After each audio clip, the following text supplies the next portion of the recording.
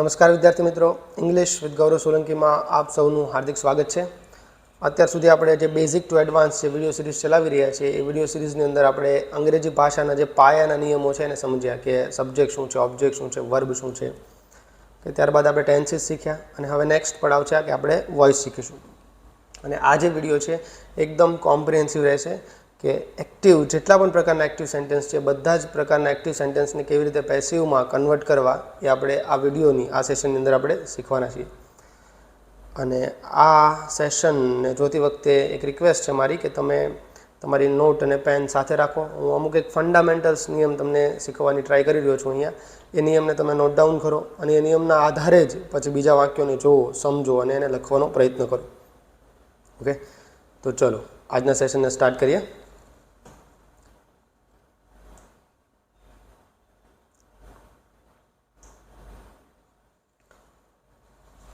તો એક્ટિવ પેસિવને આપણે વોઇસ કહીએ છીએ। ઓકે, ચેન્જ ધ વોઇસ એવી રીતનો જ ક્વેશ્ચન આપેલો હોય છે અને એક્ટિવ હોય તો પેસિવ કરવાનું, પેસિવ હોય તો એક્ટિવ કરવાનું, એવા ક્વેશ્ચન આપણે જોયેલા છે। ઓકે, તો એક્ટિવ પેસિવ જાણતા પહેલાં, એક્ટિવ પેસિવ વર્ડ પર જતાં પહેલાં આપણે વોઇસ વર્ડ પર જઈએ કે વોટ ઇઝ વોઇસ, વોઇસ શું છે। તો જનરલી આપણે એવું કહેતા હોય કે વોઇસ એટલે શું, તો કે વોઇસ એટલે અવાજ।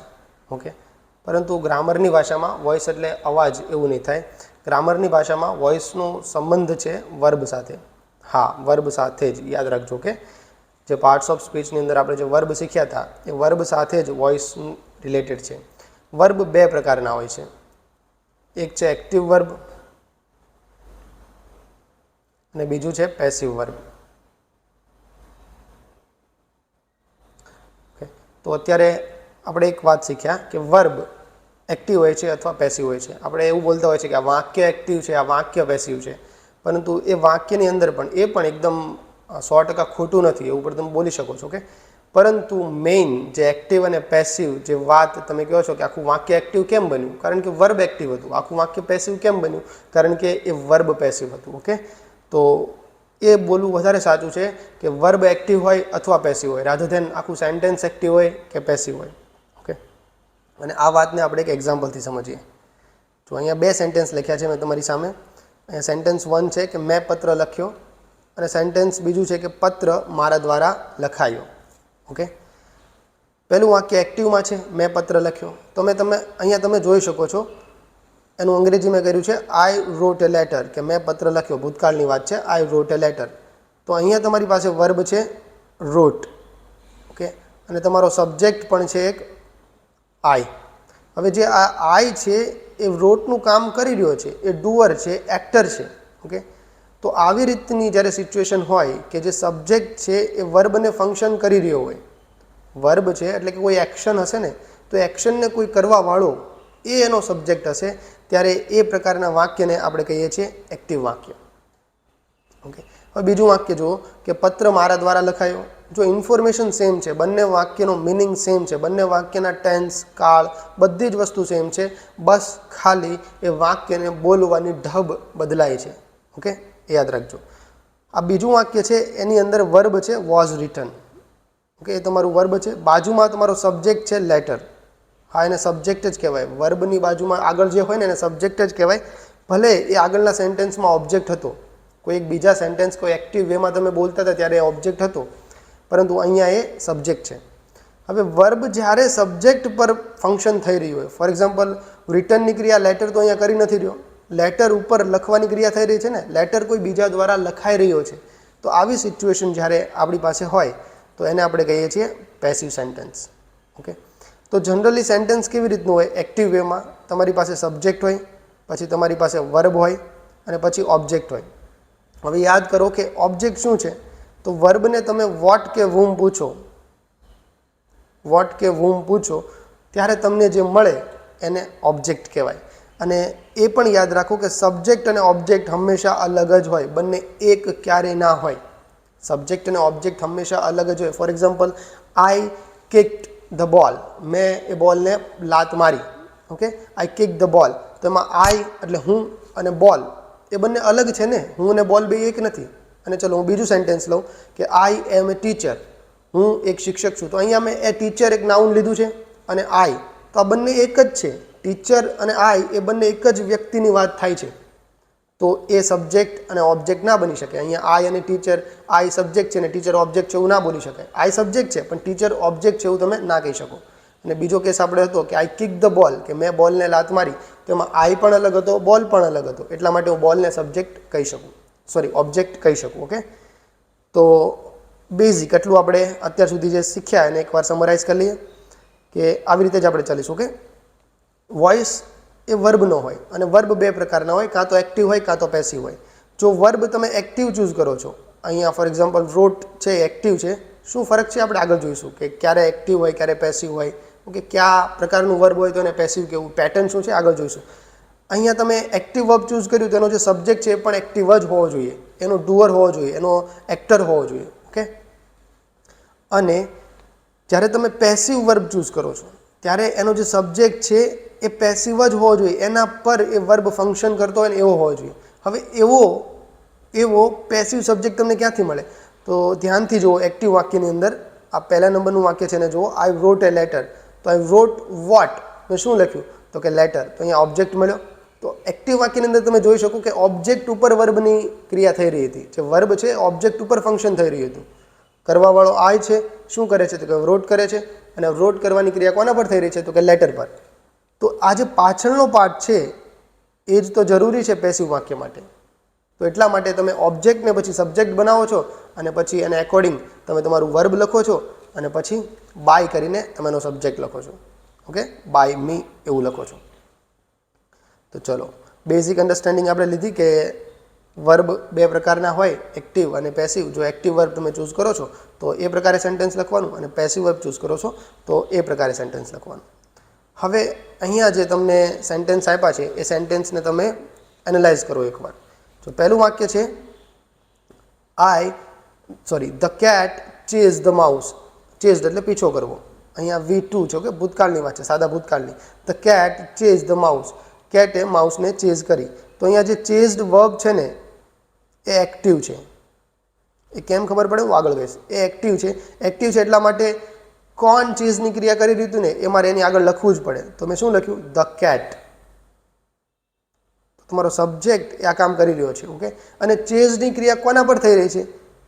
ચેઝડ વોટ. તો ચેઝડ વોટ નહીં, ચેઝડ વુમ. આ સવાલ પૂછો તો તમને એનો ઓબ્જેક્ટ મળશે, ચેઝ ધ માઉસ. ઓકે, તો આ થયો એનો ઓબ્જેક્ટ. હવે જ્યારે મારે પેસિવ બનાવવું છે તો ફોર એક્ઝામ્પલ પેસિવમાં વર્બ આવી રીતનું હોય, ચેઝડ. ઓકે, આ V3 છે, ચેઝનું V3 ચેઝ છે. આગળ મેં વોઝ અથવા વેર કંઈ પણ આવી શકે. ઓકે, મેં અત્યારે વોઝ ચૂઝ કર્યું છે. આ એક પેસિવ વર્બ છે. તો એની આગળ એવો જ સબ્જેક્ટ જોઈએ કે જેના પર ચેઝની ક્રિયા થઈ રહી છે. તો પહેલા વાક્યને હું આધાર રાખું છું તો અહીંયા ધ માઉસ લખી શકું. ધ માઉસ વોઝ ચેઝડ કોના દ્વારા? તો કે by the cat. Getting it? બીજું વાક્ય એવી જ રીતનું છે. અહીંયા એક્ટિવ વર્બ છે તમારી પાસે લાઇટ્સ. લાઇટ્સ એટલે સળગાવવું એવું પણ થાય. હી લાઇટ્સ ધ કેન્ડલ, એને કેન્ડલ સળગાવી. એ કેન્ડલ સળગાવે છે એવો મતલબ થાય. રોજે સળગાવતો છે, રોજે રાતે કામ કરતો છે. He lights the candle every night. Okay, અને બીજું વાક્ય જુઓ અહીંયા, એનું પેસિવ જુઓ કે the candle is lighted by him. અહીંયા વર્બ કેવું છે જુઓ, ઇઝ પ્લસ લાઇટેડ. તો આ V3 છે. V3 છે હું કહું છું એટલે માની લો કે V3 અહીંયા દેખાતું નથી. ગો, વેન્ટ, ગોન એવું હોત તો તમને દેખાઈ જાય કે ગોન છે, V3 છે, પણ અહીંયા V3 જ છે. હું કહું છું એટલે માની લો અત્યારે. અને એની આગળ મૂક્યું મેં ઇઝ. હવે અહીંયા એક વાત નોટિસ કરો, અહીંયા વોઝ છે, અહીંયા ઇઝ છે. આ વોઝ અને ઇઝ શું છે યાદ કરો તમે. બી જ્યારે શીખ્યા છો, આ બી એક વર્બ છે અંગ્રેજી ભાષામાં જેના સૌથી વધારે અલગ અલગ ફોર્મ્સ તમે યુઝ કરો છો એવું એક વર્બ છે બી. અને બીના અલગ અલગ સ્વરૂપ હોય છે, was, were, okay, is, am, are, પછી બિન અને બિંગ. ઓકે, તો વોઝ અને ઇઝ શું છે તો કે બીના જ ફોર્મ છે, બીના જ સ્વરૂપો છે. તો અહીંથી તમને એક પેટર્ન મળશે કે જે પેસિવ વર્બ છે એ હંમેશા કેવું હોય, બીનું કોઈ સ્વરૂપ હશે. ઓકે, બીનું કોઈ રૂપ હશે, એને હું આગળ અત્યાર પછી ખાલી બી જ કહીશ. ઓકે, પણ બીનું કોઈ ફોર્મ હશે એવું યાદ રાખજો તમે. બીનું કોઈ સ્વરૂપ હશે પ્લસ V3. આવું હશે અને હશે જ ઓલવેઝ. આવું જ્યાં તમને દેખાય ત્યારે સમજી જવાનું કે આ પેસિવ છે. અને પેસિવ વર્બ છે તો એનો જે સબ્જેક્ટ છે એવો જ હોવો જોઈએ કે જેના પર એ ક્રિયા થઈ રહી છે. Okay, getting it? આમ તો કેવું હોય કે એક્ટિવ તમને વાક્ય આપ્યું હોય અને એનું પેસિવ કરવાનું, તો સબ્જેક્ટ તમારે ફાઇન્ડ ના કરવો પડે, રાઈટ. સબ્જેક્ટ તમે જે એક્ટિવ વાક્ય હતું એની અંદરથી ઓબ્જેક્ટ હોય એને ઉઠાવીને પેસિવનો સબ્જેક્ટ બનાવી દો છો. પરંતુ જ્યારે લખવાનું થાય મેઇન્સમાં, ઓકે, ત્યારે આ તમને વાત ખબર હોવી જોઈએ કે B+V3 એ પેસિવ છે, તો આગળ એની પછી જે સબ્જેક્ટ આવશે એના પર ક્રિયા થાય એવો જ આવવો જોઈએ. Okay, getting it? તો 3 વાત આપણે શીખ્યા કે વોઇસ એ વર્બનો હોય, વર્બ કાં તો એક્ટિવ હોય અથવા તો પેસિવ હોય. એક્ટિવ હોય તો એ રીતે લખવાનું, પેસિવ હોય તો અલગ રીતે લખવાનું. અને એક્ટિવ છે કે પેસિવ એ કેમ ખબર પડે એ પણ અહીંયા આપણે શીખ્યા. જો B+V3 ની પેટર્ન દેખાય છે તો એ હંમેશા પેસિવ હશે. B+V3 ની પેટર્ન દેખાય તો એ હંમેશા પેસિવ હશે ને હશે જ. ઓકે, અને એક્ટિવમાં B+V3 નહીં જોવા મળે. ઓકે, હવે અહીંયા તમને 2 સેન્ટેન્સ આપ્યા છે, એમાં તમારે બસ ખાલી જસ્ટ ફોર ધ આપણી જે અત્યાર સુધીની જે અન્ડરસ્ટેન્ડિંગ છે એના માટે જ છે. ઓકે, કોઈ એક્ઝામમાં આવી રીતના કોઈ સવાલ નહીં પૂછાય તો વેલ એન્ડ ગુડ, ઇઝી છે એકદમ. અહીંયા વર્બ તમારે એક્ટિવ છે કે પેસિવ એ ચૂઝ કરવાનું છે. Just as he blank the room the clock stuck. જેવો એ રૂમમાં આવ્યો કે ક્લોક સ્ટક, ક્લોક ઊભી રહી ગઈ, ઓકે, બંધ થઈ ગઈ, પાવર ખલાસ. Just as he enter the room, he તમારો સબ્જેક્ટ છે અને પછી તમારે વર્બ ચૂઝ કરવાનું છે. ઓકે, તમારું મેઇન વર્બ ચૂઝ કરવાનું છે. હવે હી છે એની ક્રિયા કરી શકે, રાઈટ. એન્ટરની ક્રિયા કરવાની છે અને હી એ ક્રિયા કરી શકે છે. તો હું કયા પ્રકારનું વર્બ ચૂઝ કરીશ? હું એક્ટિવ વર્બ ચૂઝ કરીશ. અહીંયા બીજું ઓપ્શન બી જુઓ, B+V3 છે, તો એ તો પેસિવ છે, તો એ નહીં આવે. Option A is the right answer. Just as he entered the room the clock stuck. Okay, બીજું વાક્ય જો, માય વર્ક. માય વર્ક તમારો સબ્જેક્ટ છે. ઓકે, પછી ખાલી જગ્યા છે અને બાય હર, આવું તમને લખ્યું, બાય હર. અને વર્બ તમારે ડન, પતવાની ક્રિયા છે. ઓકે, તો વર્ક કાંઈ પોતે કાંઈ પતવાની ક્રિયા, તો વર્ક બીજું કાંઈ પતાવે નહીં. વર્ક ઉપર પતવાની ક્રિયા થતી હોય ને કોઈ બીજા દ્વારા, જે વ્યક્તિ કામ કરી રહ્યો છે એના દ્વારા કામ પતાવવાની ક્રિયા થતી હોય તો પેસિવ સેન્સ છે, રાઈટ. તો પેસિવ સેન્સ છે, શું કરશો? B+V3. B+V3. તો B+V3 ક્યાં છે? અહીંયા હેઝ છે પ્લસ V3 છે, રાઈટ. નીચેનું વાક્ય ઓપ્શન બી જુઓ, ઓપ્શન બી જુઓ, હેઝ છે પ્લસ બીન છે પ્લસ V3 છે. તો બીન શું છે? આ બીનું જ એક ફોર્મ છે ને. ઓકે, મેં હમણાં કીધું તમને B+V3 એટલે કે બીનું જ કોઈ ફોર્મ હશે, બીનું રૂપ +V3 એવું હોવું જોઈએ, પણ આખું લાંબુ શું બોલે એની કરતાં B+V3 હું બોલું છું. તો B+V3 અહીંયા તમને જોવા મળે છે, એટલે option B is the right answer. હવે હજુ એક વાત છે કે આપણે શા માટે V3 નો જ ઉપયોગ કરીએ છીએ પેસિવમાં. ચલો વિચારો કે આપણે શા માટે હંમેશા B+V3 નો જ યુઝ કરીએ છીએ પેસિવની અંદર. એવું કેમ? તેનું પણ રીઝન છે. અંગ્રેજી ભાષામાં જે V3 છે ને એ પેસિવનેસ સાથે જોડાયેલું છે, એની અંદર પેસિવનેસ હોય જ. V3 નો ઉપયોગ વર્બ ઉપરાંત તમે એડજેક્ટિવ તરીકે પણ કરી શકો છો. એડજેક્ટિવ તરીકે પણ કરી શકો છો. ફોર એક્ઝામ્પલ, તમને એક અહીંયા ચલો સ્ટોલન મની. તો મની છે એ કંઈ પોતે ચોરાવાની ના હોય ને, બીજા દ્વારા ચોરાય હોય તો તમે શું કહેશો? ચોરાયેલા પૈસા, stolen money. Stolen car, right. પછી કાર હોય તો કે ડેમેજ્ડ કાર, એવું પણ બોલી શકો.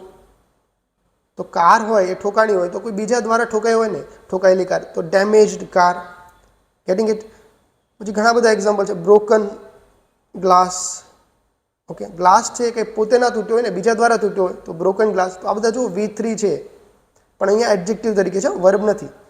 પણ એડજેક્ટિવ તરીકે આવે કે વર્બ તરીકે આવે, એની અંદર પેસિવનેસ હોય અને હોય જ. ઓકે, એટલા માટે આપણે પેસિવની અંદર હંમેશા V3 યુઝ કરીએ છીએ. તો ચલો, હંમેશા તમે મેઇન વર્બનું V3 યુઝ કરો. હંમેશા તમે મેઇન વર્બનું V3 યુઝ કરો. ફોર એક્ઝામ્પલ, આપણે હમણાં એક્ઝામ્પલ લીધું કે આઈ રોટ એ લેટર. ઓકે, આ એક્ઝામ્પલ લીધું હતું. હવે એનું મેં પેસિવ કર્યું ત્યારે મારે રિટર્ન તો લખી જ દેવાનું છે. પેસિવ તો આવશે જ. જે મેઇન ક્રિયાપદ છે, જે તમારું મેઇન ક્રિયાપદ રોટ છે, એનું V3 તો તમે કરી જ દો છો. પણ આ ટેન્સ કેવી રીતે શો કરશો? આ વાત ભૂતકાળની છે, કેવી રીતે શો કરશો? કારણ કે તમારું વાક્ય, એક્ટિવ વાક્ય વર્તમાનમાં હોય, ભૂતકાળમાં હોય કે ભવિષ્યમાં, કંઈ પણ, કોઈ પણ સબ્જેક્ટ હોય, કોઈ પણ કાળ હોય, V3 તો આવવાનું જ છે. તો બાકીની જે ટેન્સની જે ઇન્ફોર્મેશન છે એ ક્યાંથી તમે દેખાડશો? એના માટે તમે હેલ્પિંગ વર્બ બીની મદદ લ્યો છો, બીના ફોર્મ લખો છો અને એનાથી કહો છો. અહીંયા V2 હતું તો બીનું V2 શું થાય? વોઝ અથવા વેર. ઓકે, તો according to the subject as મેં ચૂઝ કર્યું વોઝ. પછી આગળ લખી દીધું a letter was written by me. Getting it? તો આ છે પેસિવ બનાવવાની પ્રક્રિયા આખી. ઓકે, ચલો આગળ જોઈએ. ચલો આ મુદ્દો સરસ છે કે નો ઓબ્જેક્ટ નો પેસિવ વોઇસ. હમણાં આપણે શું કીધું કે પેસિવ વોઇસમાં જરૂરી શું હોય છે કે તમારી પાસે વર્બ હોય અને અહીંયા સબ્જેક્ટ હોય. આ સબ્જેક્ટ પર વર્બની ક્રિયા થતી હોય, સબ્જેક્ટ પર વર્બની ક્રિયા થતી હોય. અને જનરલી તમારું જે એક્ટિવ વાક્ય હોય એમાં કેવું હોય, સબ્જેક્ટ હોય, વર્બ હોય અને ઓબ્જેક્ટ હોય. આ ઓબ્જેક્ટ પર વર્બની ક્રિયા થતી હોય. ઓબ્જેક્ટ પર જે verb, for example I wrote a letter. Okay, again આ રિપીટ થઈ રહ્યું છે કે આ રોટની ક્રિયા કોના પર થઈ છે? લેટરની. હવે એવી વસ્તુ તમારી પાસે હોવી જ જોઈએ જો તમારે પેસિવ બનાવવું છે તો, રાઈટ? કારણ કે પેસિવની રિક્વાયરમેન્ટ જ એ છે કે તમારું પેસિવ વર્બ છે તો એની આગળનો સબ્જેક્ટ એવો જ હોવો જોઈએ કે જેના પર વર્બ ફંક્શન કરી રહ્યું છે, રાઈટ? તો એવો કોઈ ઓબ્જેક્ટ જ નથી, એવી કોઈ વસ્તુ જ નથી કે જેના પર વર્બ ફંક્શન કરી રહ્યું હોય તો તમે એવા વાક્યનું પેસિવ ન બનાવી શકો. ચલો હું તમને એક સેન્ટેન્સ આપું કે હી ડાન્સીસ હોય ને, કે હી ડાન્સીસ, એ નાચી રહ્યો છે, એ રોજે નાચે છે. હી ડાન્સીસ એવરી ડે. તો એ ડાન્સની ક્રિયા છે કોઈ પર થઈ નથી રહી, બસ એ નાચે છે એટલું જ કીધું છે. તો કોઈ પર, કોઈ વસ્તુ પર કે કોઈ સબ્જેક્ટ, કોઈ પણ એન્ટિટી ઉપર ક્રિયા થઈ રહી છે એવું કોઈ ઇન્ફોર્મેશન છે જ નહીં, તો એનું પેસિવ કેવી રીતે થઈ શકે? કે એનું પેસિવ ના બની શકે. આ વાક્યનું તમે પેસિવ ના બનાવી શકો. તો નો ઓબ્જેક્ટ નો પેસિવ વર્બ, નો ઓબ્જેક્ટ નો પેસિવ વોઇસ કે નો પેસિવ વર્બ એમ પણ બોલીશું. તો પહેલું ઉદાહરણ તમે લ્યો, the birds fly towards the mountain. તો અહીંયા બર્ડ શું છે? તમારા સબ્જેક્ટ છે. ફ્લાય શું છે? વર્બ છે. ટુવર્ડ્સ તો પ્રિપોઝિશન છે. અને પ્રિપોઝિશન પછી પ્રિપોઝિશનનો ઓબ્જેક્ટ હોય. આ ઓબ્જેક્ટ કોનો છે? પ્રિપોઝિશનનો, વર્બનો નહીં. The birds fly what? નહીંતર કેવો મતલબ છે કે પક્ષીઓ ઉડાડે છે કંઈક, એવો મતલબ થઈ જાય. જો આ માઉન્ટેન ફ્લાયનો ઓબ્જેક્ટ હોય ને તેનો મતલબ એવો થઈ જાય કે પક્ષીઓ માઉન્ટેન ઉડાડે છે, પણ એવો નથી. પક્ષીઓ માઉન્ટેન તરફ ઉડી રહ્યા છે. ઓકે, તો માઉન્ટેન એ તરફ શબ્દ છે ને એનો ઓબ્જેક્ટ છે, એને સૂચિત કરે છે. તો અહીંયા ફ્લાયનો કોઈ ઓબ્જેક્ટ નથી, તો આ વાક્યનું પેસિવ શક્ય નથી. પણ જો આવું વાક્ય હોય કે આઈ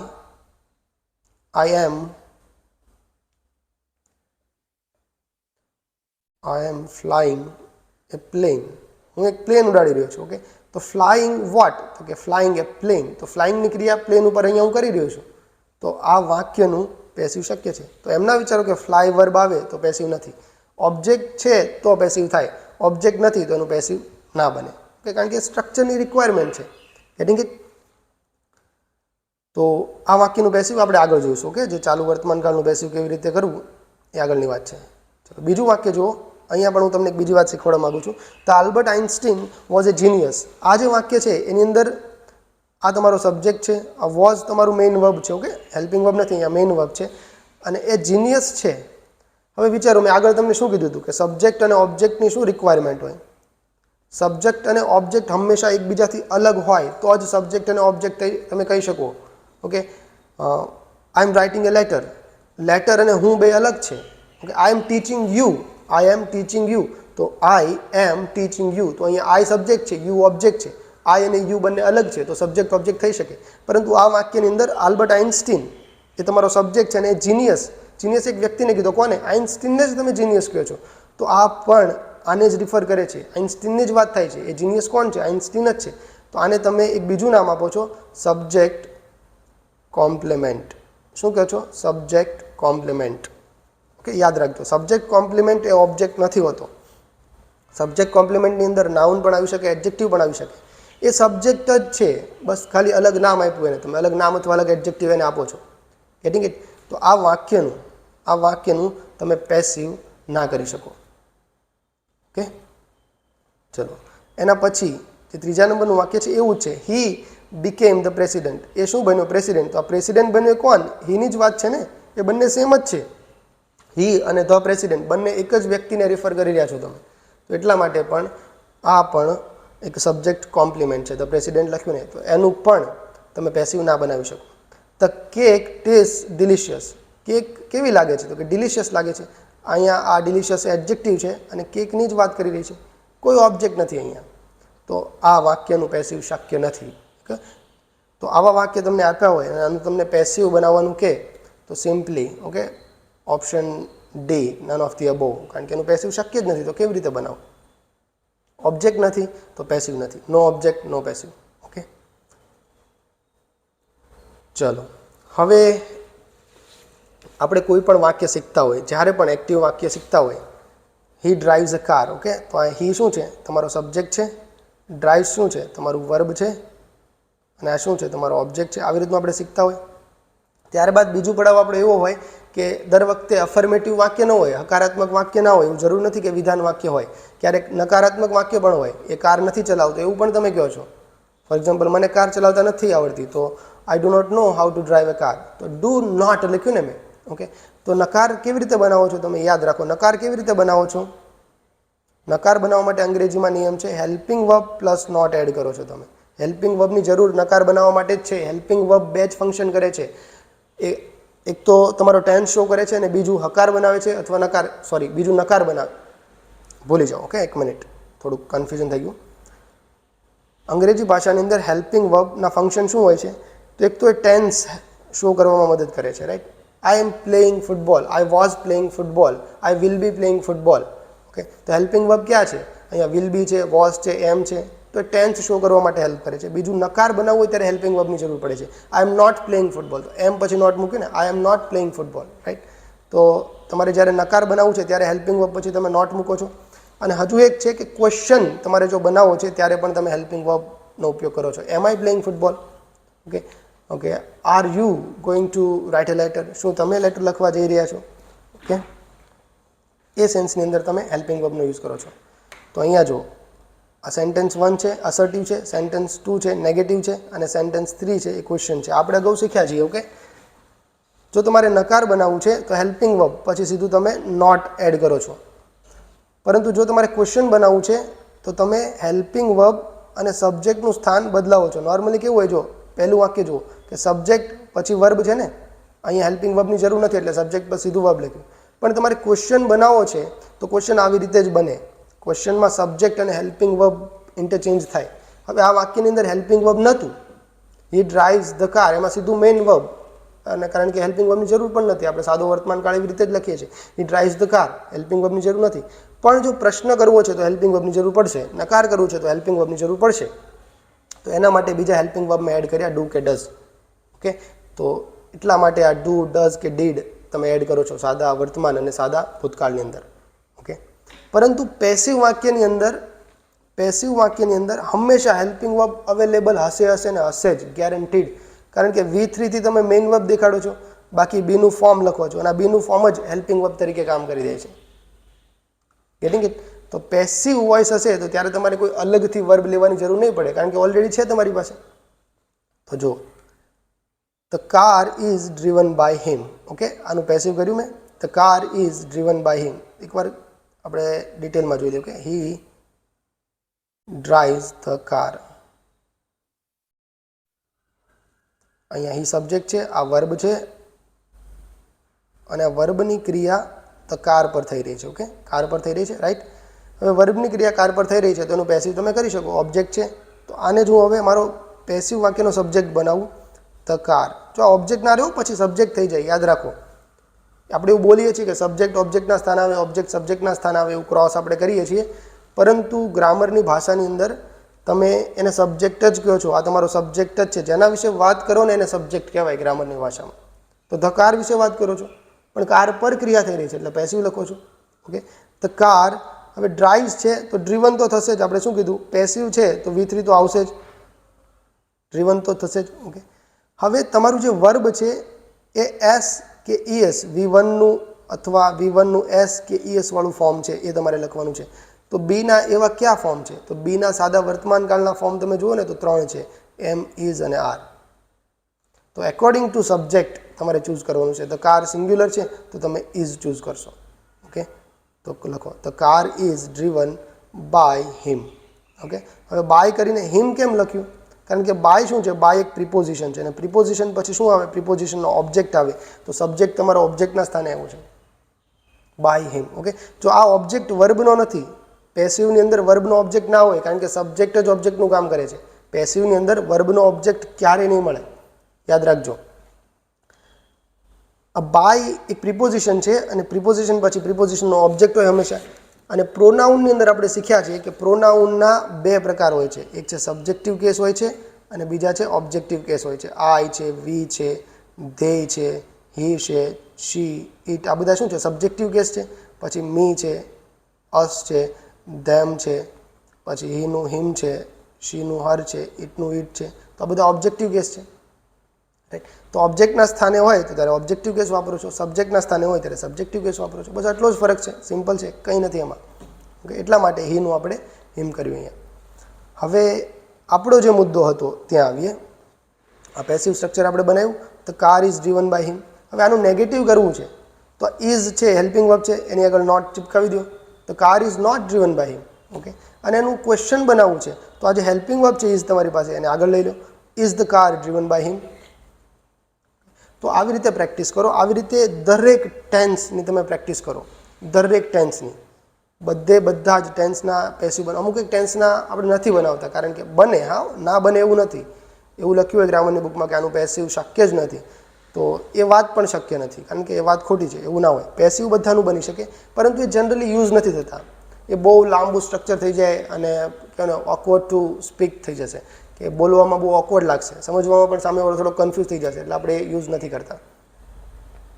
આ બધા ટેન્સ પણ યુઝ નથી કરતા, તો બધા પેલા પેસિવ ક્યાંથી યુઝ કરવાના? ચલો, બધા ટેન્સને આપણે એક પછી એક જોઈ લઈએ કેવી રીતે એનું પેસિવ થાય છે. એક વર્બ લઈએ આપણે વર્બ લઈએ.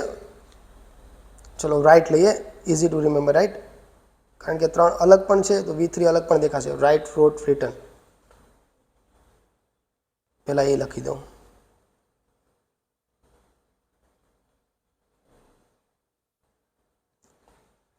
આ 3 ફોર્મ છે રાઇટ વર્બના. ઓકે, લખવું, પછી ભૂતકાળમાં લખ્યું હોય તો, અને રિટન એનું ભૂતકૃદંત છે. હવે પહેલો ટેન્સ આપણે લઈએ સાદો વર્તમાનકાળ. તો સાદો વર્તમાનકાળમાં શું હોય? રાઇટ હોય, અથવા તો રાઇટ્સ પણ થાય હોય. જો હી, શી, ઇટ હોય તો રાઇટ્સ લખો છો તમે. તો આનું તમે જ્યારે પેસિવ કરો ત્યારે રિટર્ન તો થશે જ. પેસિવમાં હંમેશા રિટર્ન તો હશે જ, યાદ રાખો. V3 તો હશે જ, કે રિટર્ન તો થશે જ. હવે તમારું જે બીનું ફોર્મ છે, અહીંયા B + V3 હોય ને પેસિવમાં, હવે બીનું ફોર્મ છે કયું લખશો? તો સાદા વર્તમાનકાળનું બીનું ફોર્મ હોય એમ, ઇઝ અથવા આર. તો એમ, ઇઝ અથવા આર. ઓકે, પ્લસ રિટર્ન આવું થશે. જો તમારો સબ્જેક્ટ આઈ છે, ઓકે, કે ફોર એક્ઝામ્પલ આઈ એમ વ્યક્તિ પર શું મારવાની, આઈ એમ બીટન બાય હિમ, કે એને મને માર્યો, કે એના દ્વારા મને માર પડ્યો, એવી રીતનું હોય તો આઈ એમ લખશો, રાઈટ. તો એ સબ્જેક્ટ ઉપર ડિપેન્ડ કરે. તમારો જે નવો સબ્જેક્ટ બન્યો, જેના પર વર્બ ફંક્શન કરી રહ્યું છે, એના આધારે તમે એમ, ઇઝ અથવા આર લખો છો. ઓકે, કેમ તમે લેટર ઇઝ લખ્યું હતું? કારણ કે લેટર ઇટ છે ને, તો લેટર ઇઝ રિટન. ઓકે, એવી રીતે કરો છો. હવે તમારી પાસે સાદો ભૂતકાળ હોય તો શું કરો છો? રૂટ. ઓકે, તો સાદો ભૂતકાળ એટલે V2 છે. ઓકે, V2 છે. હવે એનું પેસિવ કરો ત્યારે રિટર્ન તો આવશે જ. અને બીનું V2 શું થશે? વોઝ અથવા વેર. તો એકોર્ડિંગ ટુ સબ્જેક્ટ, તમારો સબ્જેક્ટ સિંગ્યુલર છે તો વોઝ, પ્લુરલ છે તો વેર મૂકશો. તો વોઝ અને વેર. ઓકે, રોટ છે તો એનું પેસિવ થશે. જો રોટ એ મેઇન વર્બ છે, રાઈટ. રાઇટ કે રાઇટ્સ એ મેઇન વર્બ હતું, તો મેઇન વર્બનું જ તમે પેસિવ બનાવો છો. બાકીના બધા જ helping verb as it is આવે છે. આગળ કાળ પ્રમાણે આગળ જોઈએ. ચલો, હવે ત્રીજો કાળ લઈએ આપણે, ચાલુ કાળ લઈએ. તો ચાલુ કાળમાં શું હોય? એમ, ઇઝ અથવા are plus writing. Okay, I am writing a letter. હું લેટર લખી રહ્યો છું એવું હોય તો એમ, ઇઝ અથવા આર તો આવશે ને આવશે જ. ઓકે, કારણ કે હેલ્પિંગ વર્બ છે. એ પેલા બીનું કહેવાય ને કે સાદા વર્તમાનવાળું રૂપ નથી. આ હેલ્પિંગ વર્બ છે તો અહીંયા આવશે. અહીંયા હેલ્પિંગ વર્બ નહોતું. પહેલો જે ટેન્સ હતો એમાં હેલ્પિંગ વર્બ નહોતું. આ ત્રીજા ટેન્સમાં હેલ્પિંગ વર્બ છે તો એમ નામ જ રહેશે. હેલ્પિંગ વર્બમાં કોઈ ચેન્જ ના થાય. પછી તમે જે મેઇન વર્બ છે એનું V3 લખો છો, કે રિટર્ન. હવે તમારે બીનું ફોર્મ મૂકવાનું છે અહીંયા. આ તો હેલ્પિંગ વર્બ છે, આ બીનું ફોર્મ જ છે, પણ હેલ્પિંગ વર્બ છે, એને કન્સિડર નહીં કરીએ. અહીંયા બીનું ફોર્મ મૂકવાનું છે. તો બીનું ફોર્મ કયું મૂકશું? તો યાદ રાખો,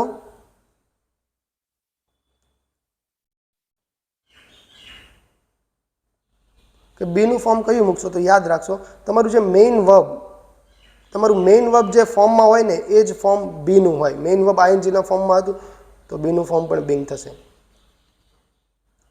ઓકે, મેઇન વર્બ ધારો કે રાઇટિંગ છે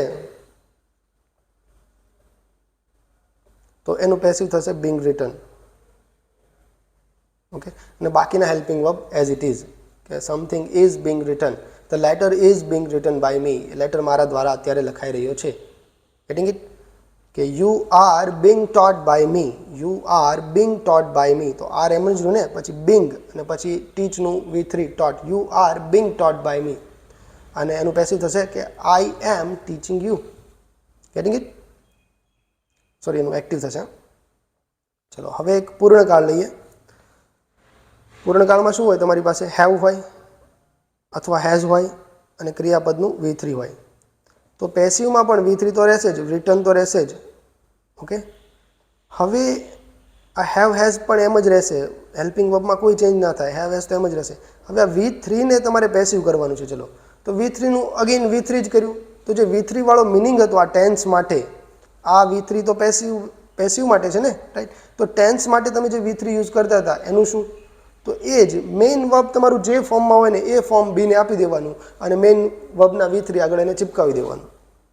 ઓકે, તો અહીંયા મૂકીશું been, have has plus been return. Okay, હવે ચલો એક આપણે ફ્યુચર ટેન્સ લઈએ. Okay, will write. Okay, I will write. હવે પેલું તો રહેશે જ. ઓકે, V3 તો રહેશે જ, રિટર્ન તો રહેશે જ, અને હેલ્પિંગ વર્બ પણ સેમ રહેશે. હવે અહીંયા ક્યુ ફોર્મ લખશો, તો રાઇટ કયા ફોર્મમાં છે એ જુઓ પહેલાં. તો યાદ કરો કે વિલ છે ને એક મોડલ છે. અંગ્રેજી ભાષામાં ફ્યુચર નામનો ટેન્સ નથી હોતો. આપણે ખાલી એક અન્ડરસ્ટેન્ડિંગ સારી રહે અને પહેલેથી એવું શીખતા આવ્યા છીએ એટલે ફ્યુચર ટેન્સ અલગ કરીએ છીએ. બાકી અંગ્રેજી ભાષામાં ફ્યુચર ટેન્સ જ નથી હોતો, એને મોડલથી દેખાડો છો. તો વિલ એક મોડલ છે, અને મોડલ પછી તમે હંમેશા V1 ક્રિયાપદનું બેઝ ફોર્મ લખો છો, SKS વાળું પણ નહીં, બેઝ ફોર્મ. તો બીનું બેઝ ફોર્મ કયું હોય છે? બીનું બેઝ ફોર્મ બી જ હોય, બી પોતે જ બેઝ ફોર્મ છે, રાઈટ? તો અહીંયા લખશો બી, વિલ બી રિટર્ન. અને હવે એ નિયમ પણ ફૂલફિલ થાય છે ને કે વિલ પછી હંમેશા એના બેઝ ફોર્મમાં જ આવે ક્રિયાપદ. તો વિલ બી રિટર્ન થશે, વિલ રાઇટનું. Getting it? તો આવી રીતે તમે અલગ અલગ ટેન્સના પેસિવ બનાવો છો. તો એક જનરલ નિયમ આપણે આમાંથી તારવીએ.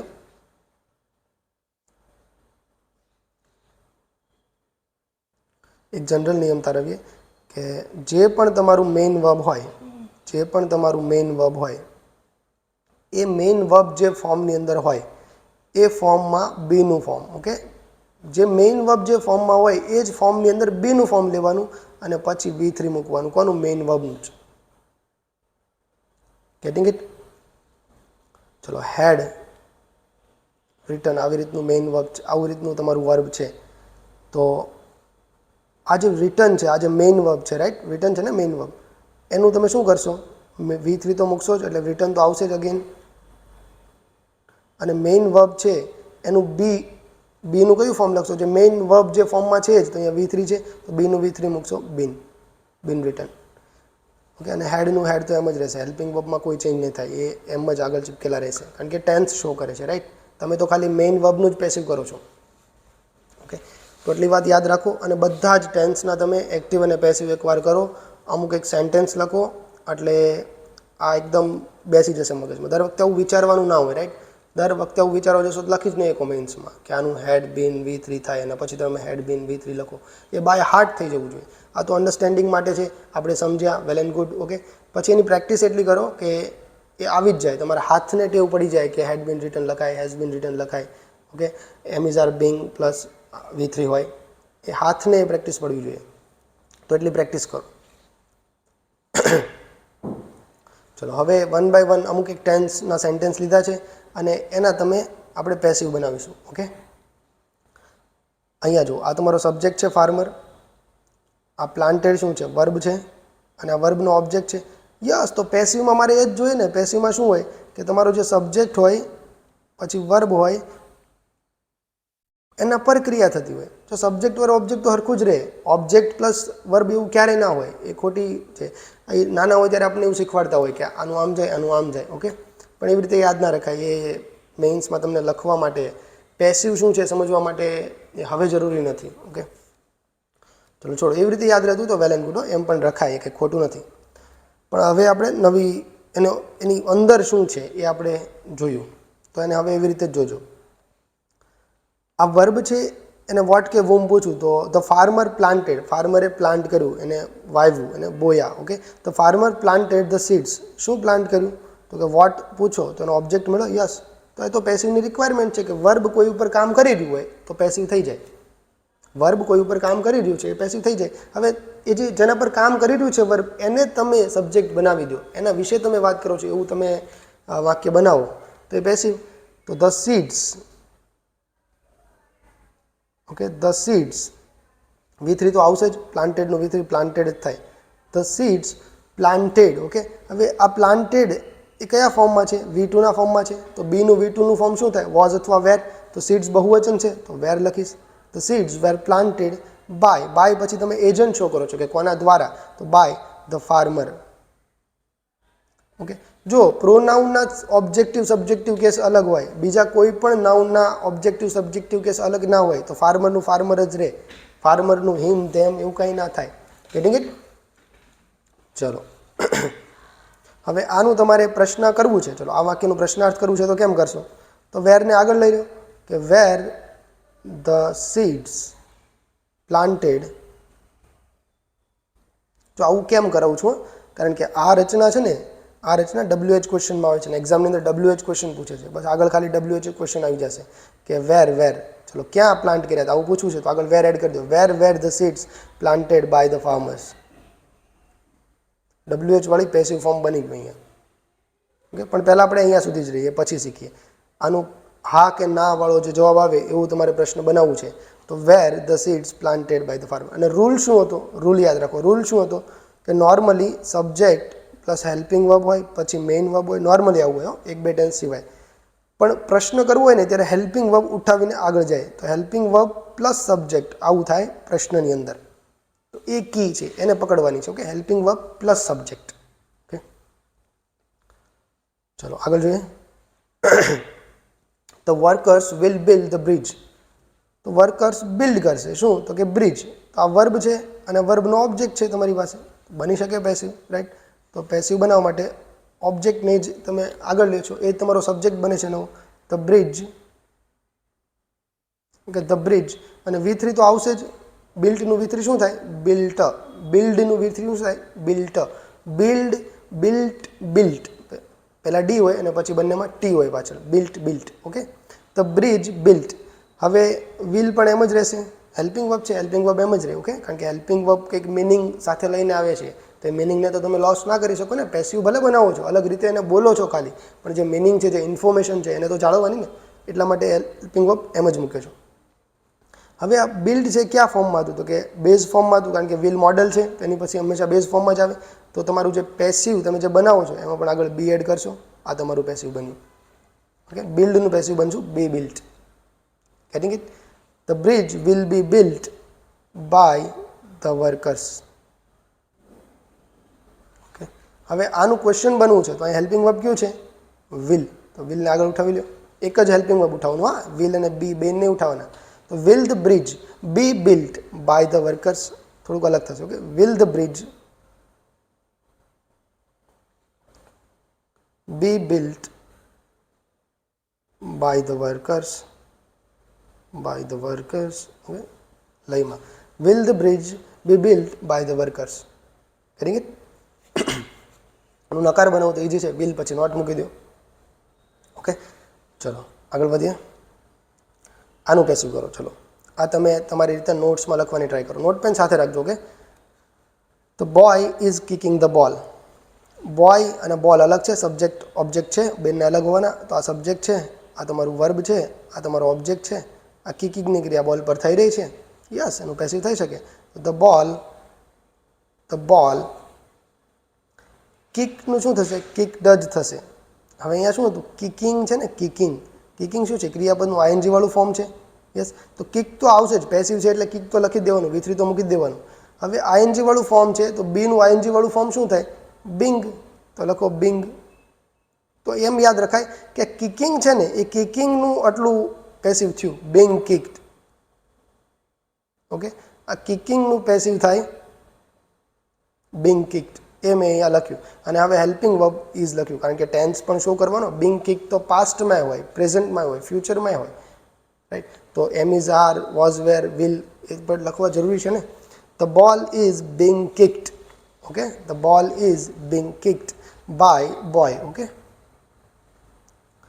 ચલો. તો artist was painting the wall, same છે. ઓકે, બસ ખાલી ઇઝને બદલે વોઝ છે. આ તમે જાતે કરી શકો છો. એકવાર નોટ લો, પેન લો અને એને લખવાની ટ્રાય કરો. એનું ક્વેશ્ચન પણ બનાવો. હા, એ આગળ જતાં કામ આવશે. આ બધા સ્ટ્રક્ચર ઉપર માસ્ટરી હોવી જોઈએ. ખાલી ગોખવાથી કામ નહીં આવે કે હેલ્પિંગ વર્બ પ્લસ સબ્જેક્ટ હોય તો ત્યારે ક્વેશ્ચન બને. ઓકે, હેલ્પિંગ વર્બ પ્લસ નોટથી નકાર બની જાય. આ તો બેઝિક ફંડામેન્ટલ શીખવા માટે હું તમને કહું છું. બાકી એની પ્રેક્ટિસ વધારે ઇમ્પોર્ટન્ટ છે. એ તમારા હાથ ઉપર હોવી જોઈએ, કલાઈ પર એ નોલેજ હોવું જોઈએ, અહીંયા નહીં. ત્યારે જઈને તમે મેઇન્સમાં સારી રીતે લખી શકશો કે પછી પ્રિલિમના જે MCQ સોલ્વ કરવા છે ફટાફટ સોલ્વ કરી શકશો. અધરવાઇઝ વાર લાગશે. ઓકે, એક એક નિયમ યાદ કરશો, એ નિયમ પ્રમાણે તમે ચેક કરશો, વાર લાગશે. ચલો આગળ જોઈએ. આ ઇઝી છે, તમે તમારી રીતે કરજો. આ કરીએ. ચલો એક હેઝવાળું ફોર્મ લઈએ. The mechanic has repaired the car. મિકેનિકે કાર રિપેર કરી. અત્યારે પહેલાં ક્રિયા થઈ છે. ઓકે, આપણે ટેન્સમાં પણ શીખ્યા ને, હેવ હેઝનો મતલબ શું થાય? બિફોર. અત્યારે પહેલાં વાત થઈ છે, અત્યારે પહેલાં કાર રિપેર. પાસ્ટની છે પણ અત્યારે પહેલાં થઈ છે, એ ઇન્ફોર્મેશન તમે આપો છો. The mechanic has repaired the car. Has repair શું છે? તમારું વર્બ છે. એમાં મેઇન વર્બ શું છે? રિપેર. આ રિપેર વોટ? તો કે કાર એનો ઓબ્જેક્ટ બન્યો. વોટ સવાલ પૂછું વર્બને તો શું મળે? ઓબ્જેક્ટ મળે. તો રિપેર વોટ? તો રિપેર ધ કાર. યસ, તો આનું પેસિવ થઈ શકે. રિપેરની ક્રિયા કાર પર થઈ રહી છે. તો કારને હવે હું ફોકસમાં લઉં અને કારને હું સબ્જેક્ટ બનાવું અને ફોકસમાં લઉં અને કાર વિશે વાત કરું તો ધ કાર.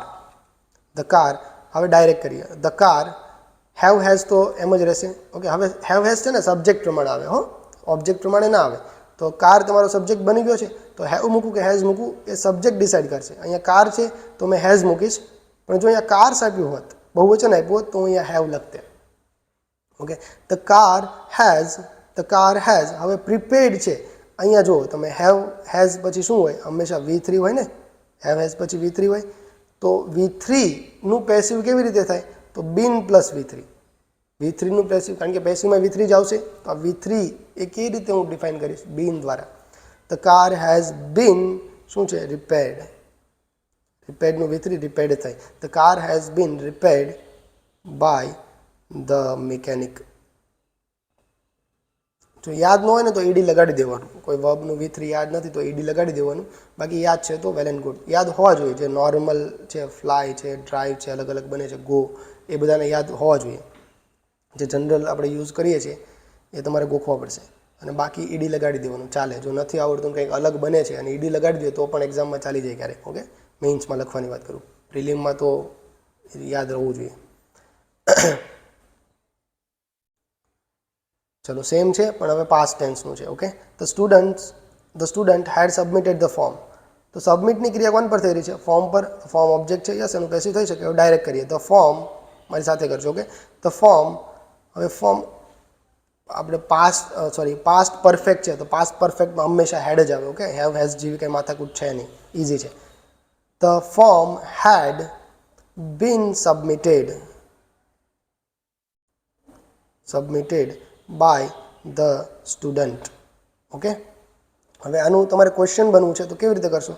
અહીંયા હેલ્પિંગ વર્બ છે હેડ, તો હેડને આગળ લઈ લો સબ્જેક્ટની પહેલાં. આ સબ્જેક્ટ છે ને તમારો, right? Had the form been submitted by the student. પછી ક્વેશ્ચન મૂકો કે આનું પ્રશ્નાર્થ થયું. નકાર કરવું છે તો હેડ પછી નોટ મૂકો. The form had not been submitted by the student.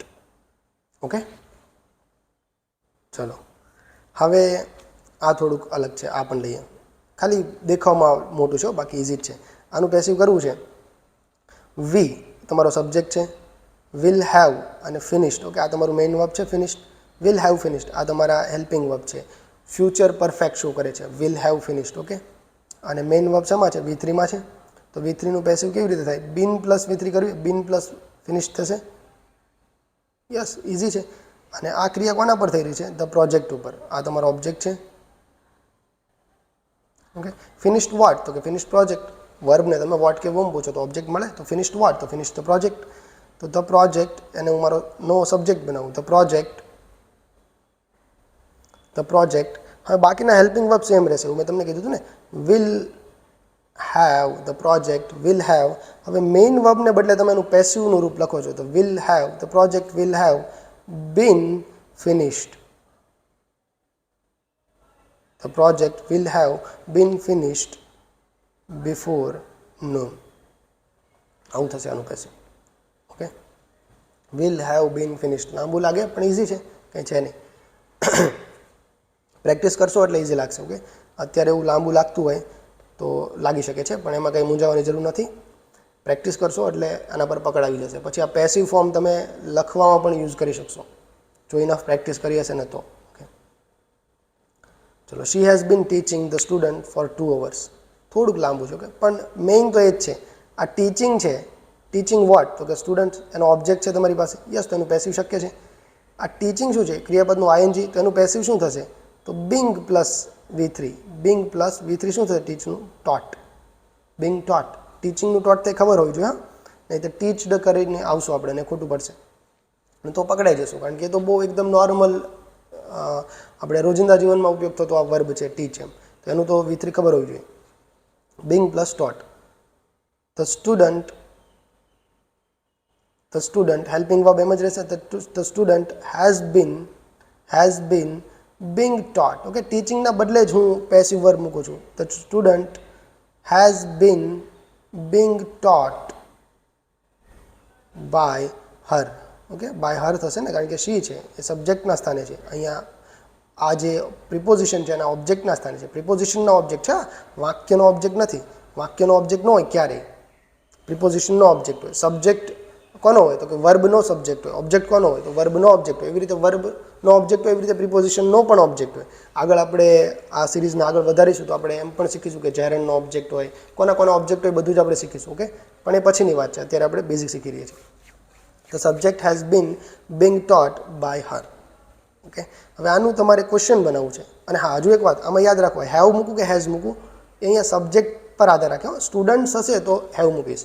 આ રિપીટ કર્યું આપણે. ચલો, આનો ક્વેશ્ચન બનાવો છે તો હેઝને આગળ લઈ લો. આ હેઝને સબ્જેક્ટથી આગળ લઈ લો. Has the student been being taught by her for 2 hours. એ પણ એડ કરી દેજો. એ કારણ કે ઇન્ફોર્મેશન લોસ ન થવી જોઈએ. for 2 hours પણ આગળ આપણે એડ કરશું. ચલો આગળ વધીએ. ચલો, એક મોડલ લઈએ. જે વિલ શેલ લેતા હતા ને એવી રીતે એક શુડ લઈએ. હવે યાદ રાખો કે આ મોડલ છે, મોડલ હેલ્પિંગ વર્બ છે. તો મોડલ હેલ્પિંગ વર્બ પછી જે વર્બ હોય કેવું હોય? એના બેઝ ફોર્મમાં હોય. કેવું હોય? બેઝ ફોર્મમાં.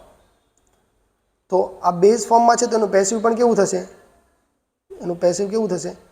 V3 તો આવશે જ, ફોલોડ તો થશે જ, V3 તો આવશે જ. પણ બેઝ ફોર્મ એ કોનું લખશો? અહીંયા બીનું લખશો ને, બી ફોલોડ. રાઈટ? જે મેઇન વર્બનું જે ફોર્મ હોય એ કોણ લે છે? બી લે છે ને. કેટિંગ ઇટ? હવે ફોલો શું કરો? તો કે રૂલ્સ. એનો ઓબ્જેક્ટ છે તો એનું પેસિવ શક્ય છે. રાઈટ? તો કરીએ. The rules. Okay, the rules helping verb તો એમ જ રહેશે. The rules should be followed. The rules should be followed by you. You નો સબ્જેક્ટિવ કહેશે યુ છે, ઓબ્જેક્ટિવ કહેશે યુ છે. ઓકે, યુનું કંઈ બદલાતું નથી એટલે યુ જ રહેશે. The rules should be followed by you. પણ આ ઓબ્જેક્ટિવ કેસ છે. હા, બે સેમ છે પણ એ જ યુ નથી. આ યુ અલગ છે, આ યુ અલગ છે. આ સબ્જેક્ટવાળો છે, આ ઓબ્જેક્ટવાળો છે, પણ એક જ છે તો બંને જગ્યાએ યુ જ વાપરીએ છીએ. ઓકે, રિપીટ થયું. ઓકે, ચલો હવે ક્વેશ્ચન જોઈએ. હવે આમાં છે ને, આમાં ઘણા બધા બુક્સમાં ગોખાવે છે તમને કે વાયનું વાય રહેશે, પછી સબ્જેક્ટની જગ્યાએ હેલ્પિંગ આ તે. એવું કંઈ યાદ નથી રાખવું. આપણે એક નિયમ યાદ રાખીએ પહેલાં કે નોર્મલ વાક્ય હોય એમાં સબ્જેક્ટ હોય, હેલ્પિંગ વર્બ હોય, પ્લસ મેઇન વર્બ હોય. પણ તમારે જ્યારે ક્વેશ્ચન બનાવવું છે ત્યારે હેલ્પિંગ વર્બ આગળ આવી જાય સબ્જેક્ટના સ્થાને. એને ઇન્વર્ઝન કહેવાય. આ હેલ્પિંગ વર્બ સબ્જેક્ટની આગળ આવી જાય. સબ્જેક્ટ પ્લસ હેલ્પિંગ વર્બ હતું ને એના બદલે ઉલટું થઈ જાય, હેલ્પિંગ વર્બ પ્લસ સબ્જેક્ટ એવું થઈ જાય. પછી બાકીની વસ્તુ હતી એમ જ, બીજું કંઈ ફેર થતો નથી. આમ કરો એટલે તમને ક્વેશ્ચન મળે. એની આગળ WH લગાડો એટલે WH ક્વેશ્ચન મળે. ઓકે, અને એમાં એક બે યાદ રાખવાના છે, વુ છે, વોટ છે, કારણ કે એ થોડુંક ચેન્જ થાય છે, ઓર્ડરને ચેન્જ કરે છે. અને એ પણ શા માટે કરે છે એ પણ આપણે શીખીશું. કે એમ ગોખવાનું જ નથી. તો ચલો હવે જો ક્વેશ્ચન શું પૂછ્યો છે કે why has she cancel the order. હવે જો અહીંયા ધ્યાન આપજો, આ થોડુંક ટ્રિકી થઈ શકે છે. Why has she cancel the order. તો આ ઓલરેડી ક્વેશ્ચન છે, તો હેલ્પિંગ વર્બ અને સબ્જેક્ટ ઉલટા જ હશે આની અંદર. તો આ શું છે? આ હેલ્પિંગ વર્બ છે. આ શું છે? તમારો સબ્જેક્ટ છે. ઓકે, આ સબ્જેક્ટ છે. અને આ શું છે? આ શું છે? એ છે તમારું main verb. Why has she cancelled? Cancelled what? તો કેન્સલ્ડ ધ ઓર્ડર. તો આ ઓબ્જેક્ટ છે. યસ.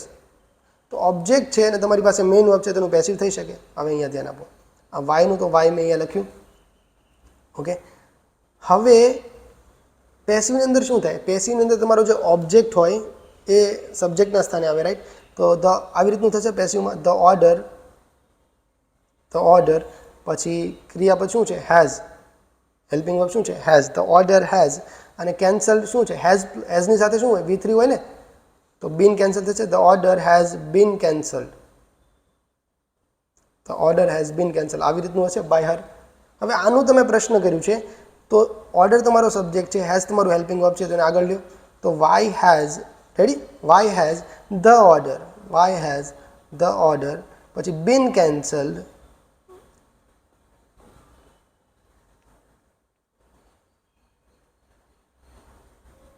By her. આ પ્રશ્ન થયો આનો. સમજ્યા? જે તમને પ્રશ્ન પૂછ્યો છે ને એની અંદર જ સબ્જેક્ટ કયો છે, ઓબ્જેક્ટ કયો છે અને વર્બ કયો છે, મેઇન વર્બ કયા ફોર્મની અંદર છે, એ તમે એકવાર નક્કી કરી લેશો ને એટલે બહુ ઇઝી થઈ જશે પેસિવ બનાવવું. જો આગળ તમે મેં સમજાવ્યું એ પ્રમાણે ફોલો કરો છો તો. ઓકે, કેટલી આને ગોખવા જશો તો ગાંડા થઈ જશો.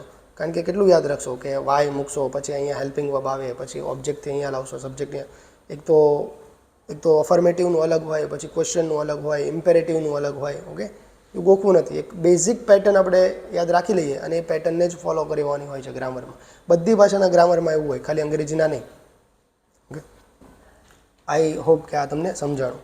ઓકે, અને તમારે હજુ કંઈક શીખવું ને તો આવી રીતે તમે કરી શકો છો. આ વાક્ય છે ને તો શીખવા માટે છે. પેસિવ ફોર્મ તો આવી રીતે જ બનાવ્યું છું મેં, બનાવ્યું એવી રીતે જ. Why has she cancel the order. આ વાક્ય વાંચો. આ વાક્ય ખરેખર આવી રીતનું કંઈક હશે. એનો સવાલ હશે ને કે she has cancelled. Okay, she has cancel the order. She has cancel the order because of something. કે બીકોઝ ઓફ XYZ. કંઈ XYZ રીઝન હશે, એના કારણે એને ઓર્ડર કેન્સલ કર્યો. હવે અહીંયા શી તમારો સબ્જેક્ટ છે, આ તમારું વર્બ છે. Cancel what? તો કે ઓબ્જેક્ટ છે આ. ઓકે, હવે આનું તમારે પેસિવ કરવું તો કરી શકો ને. The object has been cancelled. The object has been cancelled by her because of XYZ. હવે એનું જ પ્રશ્ન કર્યું. એ પેસિવ વાક્ય હતું ને એનું જ પ્રશ્ન કર્યું. The object has been cancelled, right? તો why has the order been cancelled by her. getting it? Okay, ચલો. Where will they hold the ceremony? ચલો ધીરેથી ચાલીશું. ઓકે, ચલો. વેર છે પ્રશ્ન છે, તો વેર તો એમ જ રાખીએ. હવે જુઓ, વેર will they hold the ceremony. આ ધે શું છે? એ તમારો સબ્જેક્ટ છે. આ વિલ શું છે? એ હેલ્પિંગ વર્બ છે. અને હોલ્ડ શું છે? મેઇન વર્બ છે. વિલ તમારું હેલ્પિંગ વર્બ એટલે મોડલ છે. એના પછી હંમેશા V1 હોય, બેઝ ફોર્મમાં જ હોય. અને હોલ્ડ શું કરવાનું છે? તો કે સેરેમની. Hold what? મેઇન વર્બને શું પૂછ્યું? વોટ. તો શું મળ્યું? ઓબ્જેક્ટ મળ્યો. રેડી? તો એને જ તમારો જો ઓબ્જેક્ટ હોય એ જ તમારો સબ્જેક્ટ બને છે. તો આવી રીતનું કંઈક થશે. ધ સેરેમની વિલ, આવી રીતનું કંઈ અફર્મેટિવમાં છે, ક્વેશ્ચનમાં નહીં. The ceremony will be hold. Okay, the ceremony, sorry, હોલ્ડનું V3 થશે held. The ceremony will be held by them. એમના દ્વારા સેરેમની હેલ્ડ થવાની. અને કોઈ એક જગ્યાએ થશે એટ XYZ. અને એ જ પ્રશ્નમાં પૂછવું છે કે કઈ જગ્યાએ. હવે આનું તમે જ્યારે પ્રશ્નાર્થ કરો, આ વાક્યનું તમે જ્યારે પ્રશ્નાર્થ કરો ત્યારે વિલને આગળ લઈ લો છો. તો એ જ ક્રિયા અહીંયા પણ કરવાની છે કે વેર, એ સ્થળનું નામ પૂછ્યું છે કે વેર, અહીંયા હશે કે એટ ABC, કોઈ ABC જગ્યાએ છે. અને આજ તમે પૂછ્યું છે વેર વિલ. ઓકે, પ્રશ્ન છે એટલે સબ્જેક્ટ અને હેલ્પિંગ વર્બનું ઓર્ડર ચેન્જ કરશો. Where will the ceremony be held by them. Getting it? અહીંથી તમે સીધા પણ આવી શકો. અહીંયા ડાયરેક્ટ જો પ્રેક્ટિસ હશે ને તો, ઇનફ પ્રેક્ટિસ કરશો ને એટલે ડાયરેક્ટ થશે પછી. ઓકે, પણ ગોખતા તો નહીં. ગોખશો તો એ મેઇન્સમાં કંઈ કામ નહીં આવે કે આનું આમ જાય, આનું આમ જાય, આનું આમ જાય. એક બે વાર આવી રીતે ડાયરેક્ટ પ્રેક્ટિસ કરશો ને તો જ વધારે ઝડપથી તમે એને કરીશો, વધારે સારી પકડ એના પર આવશે. ચલો where should we plant the trees. ચલો હવે આને ડાયરેક્ટ કરીએ. ઓકે, તો વેરનો ક્વેશ્ચન છે તો વેર મૂક્યું. શુડ હેલ્પિંગ વર્બ છે, વી શું છે તમારો સબ્જેક્ટ છે. આ વી એ ક્રિયા કરી રહ્યો છે શેની, તો કે પ્લાન્ટ કરવાની. અને પ્લાન્ટ શું કરવાનું, તો કે ઓબ્જેક્ટ છે ટ્રીઝ. ઓકે, પ્લાન્ટ તમારું શું છે મેઇન વર્બ છે. આ શુડ શું છે હેલ્પિંગ વર્બ છે, મોડલ છે. મોડલ પછી હંમેશા એના બેઝ ફોર્મમાં હોય તો બી પ્લસ પ્લાન્ટેડ એવું થશે. રાઈટ, સમજાણું. પ્લાન્ટ છે એ એના બેઝ ફોર્મમાં છે, કારણ કે આગળ મોડલ છે એટલે ખબર પડી એ બેઝ ફોર્મમાં છે. તો પ્લાન્ટનું પેસિવ શું થશે, બી plus planted.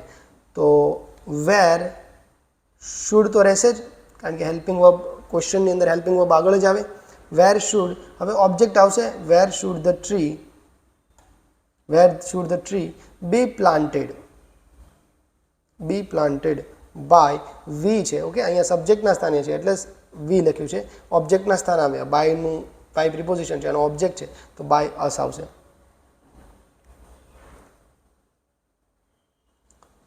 Okay, where should the tree be planted by us. Okay, થોડુંક ટફ છે પણ ધીમે ધીમે ધીમે પ્રેક્ટિસ કરશું તો આવડી જશે.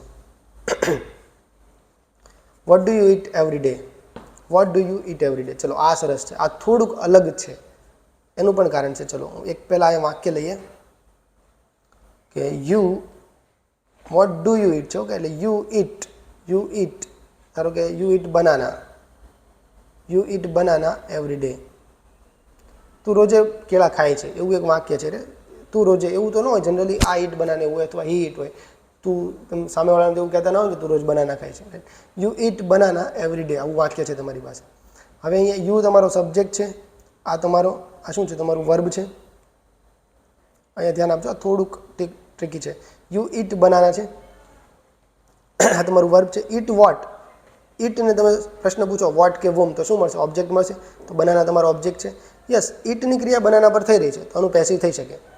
તો આવી રીતે પેસિવ બનાવી શકો તમે. બનાના કે બનાના ઇટ છે એટલે આ સાદો વર્તમાન છે. બનાના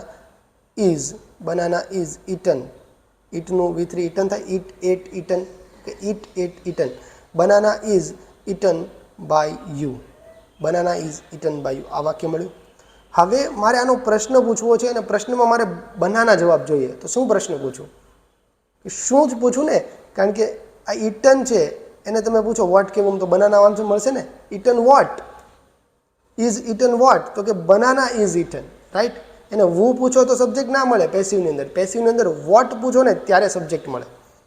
ક્રિયાપદને કોણ પૂછવાથી એનો કર્તા મળે છે એ પેસિવમાં ખોટું પડે. પેસિવમાં ક્રિયાપદને શું પૂછવાથી એનો કર્તા મળે. ઓકે, આવું ગોખવાનું નથી પણ સિમ્પલ છે કે ઇઝ ઇટન વોટ, શું ખાધું એમ પૂછો તો જવાબમાં બનાના આવશે ને. તો મેં અહીંયા બનાના સ્થાને જ વોટ મૂક્યું છે મેં. તો હવે હવે હવે હું જ્યારે પ્રશ્ન બનાવું છું ત્યારે જે સબ્જેક્ટ પ્લસ હેલ્પિંગ વર્બ કરતો હતો એની જરૂર જ નહીં પડે, કારણ કે સબ્જેક્ટના સ્થાને, કારણ કે પેસિવની અંદર સબ્જેક્ટ જે હોય ને જેના પર ક્રિયા થતી હોય. રાઈટ, અને એ જ મેં વોટથી પૂછી લીધું, એ જ મેં વોટથી અહીંયા પૂછી લીધું. તો વોટ પછી ઇઝ જ મૂકી દીધો. Ready, what is eaten by you. આમ જ થશે. બનાના આવશે જ નહીં ખેલમાં, કારણ કે બનાના સ્થાને તો વોટ છે. રેડી, આ જે પ્રશ્ન પૂછ્યો એ અહીંથી જ પૂછેલો છે અને એનું પેસિવ આવી રીતે કરશો તમે.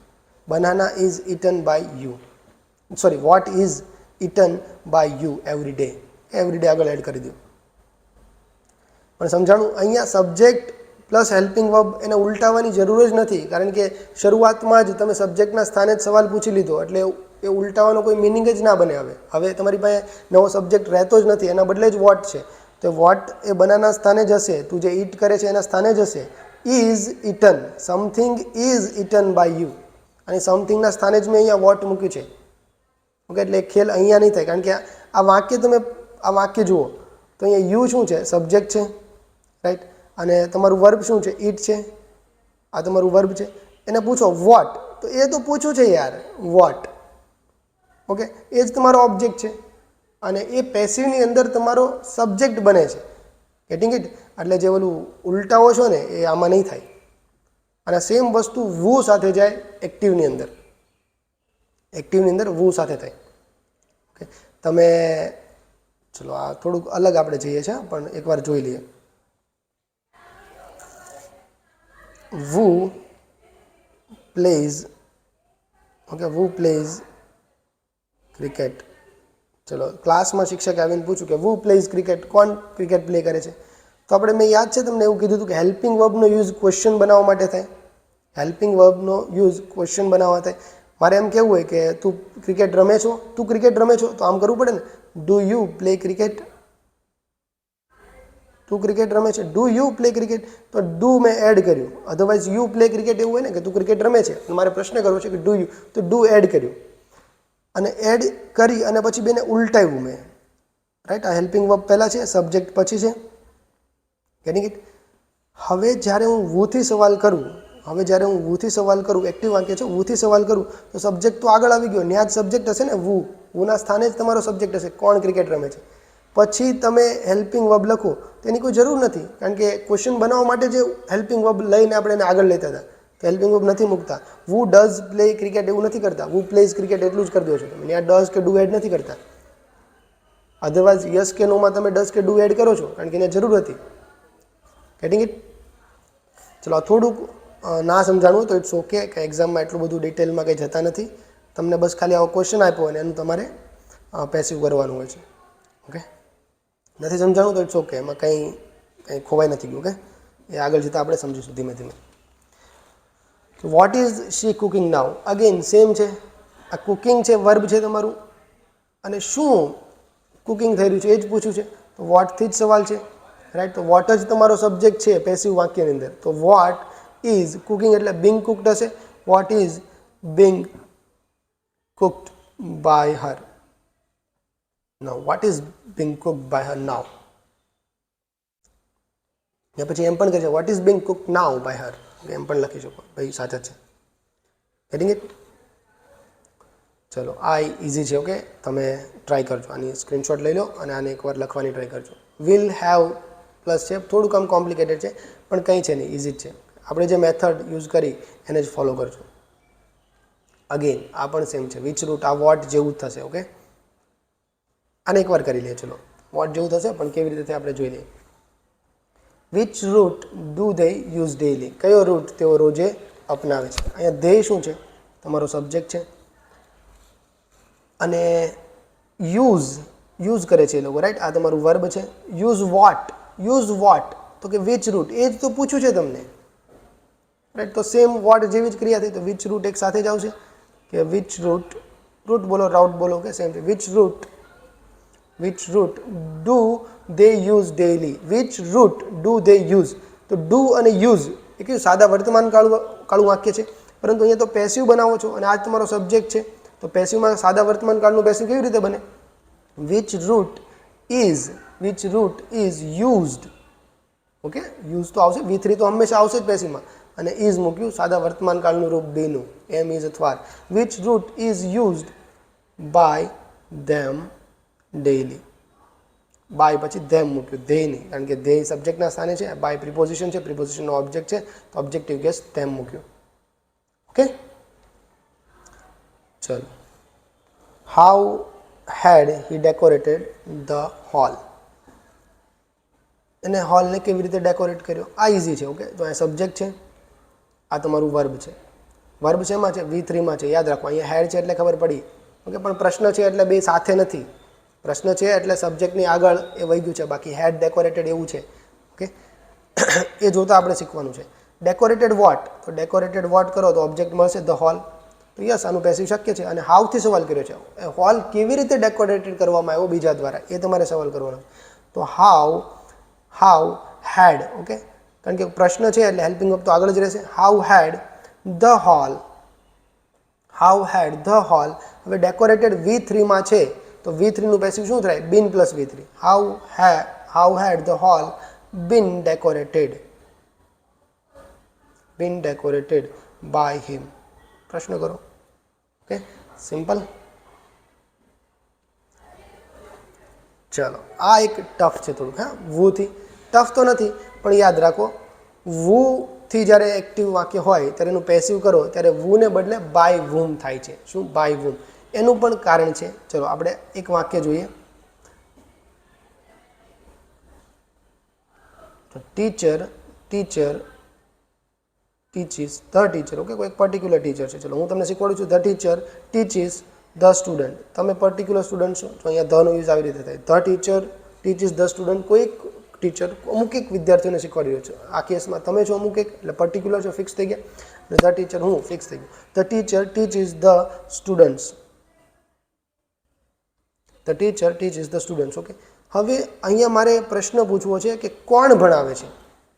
કોણ ભણાવે છે તો શું કરીશ કે વુ આવી રીતે કરીશ. વુ ટીચીસ. તો અહીંયા ડુ કે ડઝ ના આવે, હમણાં આપણે એ ચર્ચા કરી હતી. Okay, who teaches the student. Who teaches the students. Okay, બહુવચન છે. Who teaches the students. Simple છે. હવે આ વાક્યનું પેસિવ કરું તો શું થશે? The students. તો ઉપર વિધાન વાક્યનું કરું, પ્રશ્નનું નહીં. ધ સ્ટુડન્ટ્સ બહુવચન છે અને સાદો વર્તમાન કાળ છે. તો સાદા વર્તમાન કાળનું બીનું રૂપ બહુવચનમાં કયું હોય? Are. The students are taught. The students are taught by the teacher. Okay, હવે આ જે પેસિવ વાક્ય છે, બીજા નંબરનું વાક્ય છે, યાદ રાખો બીજા નંબરનું વાક્ય છે. એમાં મારે પૂછવું છે કે છોકરાઓ કોના દ્વારા ભણાવાઈ રહ્યા છે. જવાબ તો ટીચરે જ આવવો જોઈએ. તો મારે એમ પૂછવું પડશે ને, આ પેસિવ વાક્ય છે અને પેસિવ પ્રશ્ન પૂછવો છે તો મારે એમ જ કહેવું પડે ને કે કોના દ્વારા. એ જ પ્રશ્ન કરું તો જ બાય ધ ટીચર મળે ને, રાઈટ.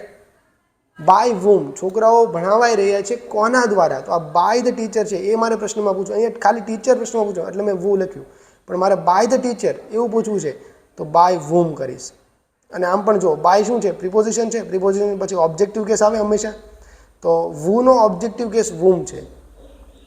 વુનો ઓબ્જેક્ટિવ કેસ વૂમ છે. જેવી રીતે હીનો ઓબ્જેક્ટિવ કેસ હિમ છે ને, અહીંયા એમ આવે, અહીંયા એમ છે, એમ યાદ રાખી શકો. ઓકે, હીનો ઓબ્જેક્ટિવ કેસ જે હિમ થાય, વુનો ઓબ્જેક્ટિવ કેસ શું છે? વૂમ. તો એટલા માટે પેસિવમાં જે વુ વાળો જે સવાલ હોય છે ને એને તમે કન્વર્ટ કરો છો બાય વૂમની અંદર. તો કરો by whom. Okay, by whom. જે પાછળ આપણે મૂકતા હતા ને કે by him, by her, by teacher, એ જ તમે આગળ સવાલ કરો છો કે બાય વૂમ. હવે અહીંયા તમારી પાસે ઓબ્જેક્ટ છે. હા, તો ઓબ્જેક્ટ હાજર છે અને એ તમારો સબ્જેક્ટ બને છે પેસિવ વાક્યની અંદર. તો હેલ્પિંગ વર્બ અને સબ્જેક્ટ બંને ચેન્જ થશે, રાઈટ. ચલો, by whom. By whom, wait, by whom the students, by whom the students are taught. એવું પણ આ વાક્ય ખોટું છે, કારણ કે આ જે હેલ્પિંગ વર્બ છે ને એને મારે આગળ લેવું પડે ને, કારણ કે પ્રશ્ન છે. આ કે નહીં કે પ્રશ્ન છે તો આ તમારો સબ્જેક્ટ છે, આ તમારું હેલ્પિંગ વર્બ છે, આ તમારું મેઇન વર્બ છે, રાઈટ. એને આગળ લેવું પડશે. તો by whom are the students taught. By whom are the students taught. એવી રીતે થાય. ઓકે, એવું હોય ને તો એકવાર લખી લેવું આવી રીતે, આ આખું વાક્ય જ લખી લેવું. આ સ્ટુડન્ટ્સ આર ટોટ એવી રીતે લખી દેવું, સ્ટુડન્ટ્સ આર ટોટ, પછી આરને લઈ જવું આગળ. ઓકે, થોડું કન્ફ્યુઝન થતું હોય ને તો. અને આ વાક્યની અંદર પણ એ ટેવ પાડવી કે આ સબ્જેક્ટ છે, આ ઓબ્જેક્ટ છે અને આ તમે કંઈક પૂછ્યું છે. ઓકે, સબ્જેક્ટ અથવા ઓબ્જેક્ટ તમને પૂછ્યું હશે. વુ અને વોટમાં જ કન્ફ્યુઝન થાય, કારણ કે વુથી પૂછો તો તમને સબ્જેક્ટ મળે અને વોટ પૂછો તો તમને ઓબ્જેક્ટ મળે, રાઈટ. એક્ટિવ પેસિવમાં એવું હોય, પણ સોરી એક્ટિવમાં એવું હોય, વુથી પૂછો તો સબ્જેક્ટ મળે અને વોટ પૂછો તો ઓબ્જેક્ટ મળે. પણ પેસિવમાં આખી ઘટના જ ઉલટી થઈ જાય છે. વોટ પૂછે ને તો તમને સબ્જેક્ટ મળી જાય, કારણ કે એના પર ફંક્શન થઈ રહ્યું છે ને, વર્બ આખું આમ ઉલટું કાર્ય કરી રહ્યું છે. તો વોટ પૂછો તો તમને સબ્જેક્ટ મળે અને બાય વૂમ પૂછો તો તમને ઓબ્જેક્ટ મળે. ઓકે, ચલો, આ એક વુ વાળો છે. આ તમે લખજો અને આ તમારે મને હોમવર્કમાં આપવાનો છે. ઓકે, હોમવર્કમાં કોમેન્ટ બોક્સમાં લખો અને જે વુ વાળો જે સવાલ છે એ હું હોમવર્કમાં આપી રહ્યો છું. સેમ છે, આ જે પ્રોસેસ છે એને આપણે અગેન ફોલો કરવાની છે. અગેન હજુ એક છે, ચલો એક જોઈ લઈએ, રાઈટ, પછી કરીએ. Who was driving the truck. ટ્રકને કોણ ડ્રાઈવ કરી રહ્યું છે? તો કોઈ XYZ કરી રહ્યો છે તો પેસિવની અંદર એ બાય વૂમ થશે. ફોર એક્ઝામ્પલ ધ ટ્રક આવી રીતનું હશે, ધ ટ્રક વોઝ ડ્રાઇવિંગ છે. ઓકે, તો વોઝ તો એમ જ રહેશે ને, ધ ટ્રક એકોર્ડિંગ વોઝ તો એમ જ રહેશે, હેલ્પિંગ વર્બ તો સેમ જ રહેશે. અને ડ્રાઇવિંગ તો ING ફોર્મ છે, તો ING ફોર્મ બીને આપો, being driven. The truck was being driven by કોઈ પણ ABC વ્યક્તિ હશે અને એ જ પૂછ્યું છે કોના દ્વારા ABC, તો બાય વૂમ લખો. બાય વૂમ હવે the truck was being driven, તો વોઝ હેલ્પિંગ વર્બ છે, આગળ લેજો. By whom was the truck, by whom was the truck being driven. હવે અહીંયા બાય ના આવે ને, ના આવે કારણ કે એ તો પૂછ્યું છે. By whom was the truck being driven. Finish. Okay, ચલો હવે આપણે એક્ટિવ પેસિવ જોયા, ક્વેશ્ચન એક્ટિવ પેસિવ જોયા. એ ખાસ ઇમ્પોર્ટન્ટ હોય છે, વુ અને વોટવાળા ખાસ એના પર ફોકસ કરજો. જો નથી સમજાણું તો ફરીથી એકવાર વિડીયો જોજો. થોડુંક ટફ હતું, આપણે સ્ટ્રક્ચરની વાતો વધારે કરી, સબ્જેક્ટ ઓબ્જેક્ટ સબ્જેક્ટ ઓબ્જેક્ટ. આ થોડું ડિફિકલ્ટ લાગી શકે સબ્જેક્ટ ઓબ્જેક્ટ, પણ એકવાર તમે એના પર માસ્ટરી મેળવી લેશો પછી MCQ તો રમત વાત છે, આમ સોલ્વ થશે.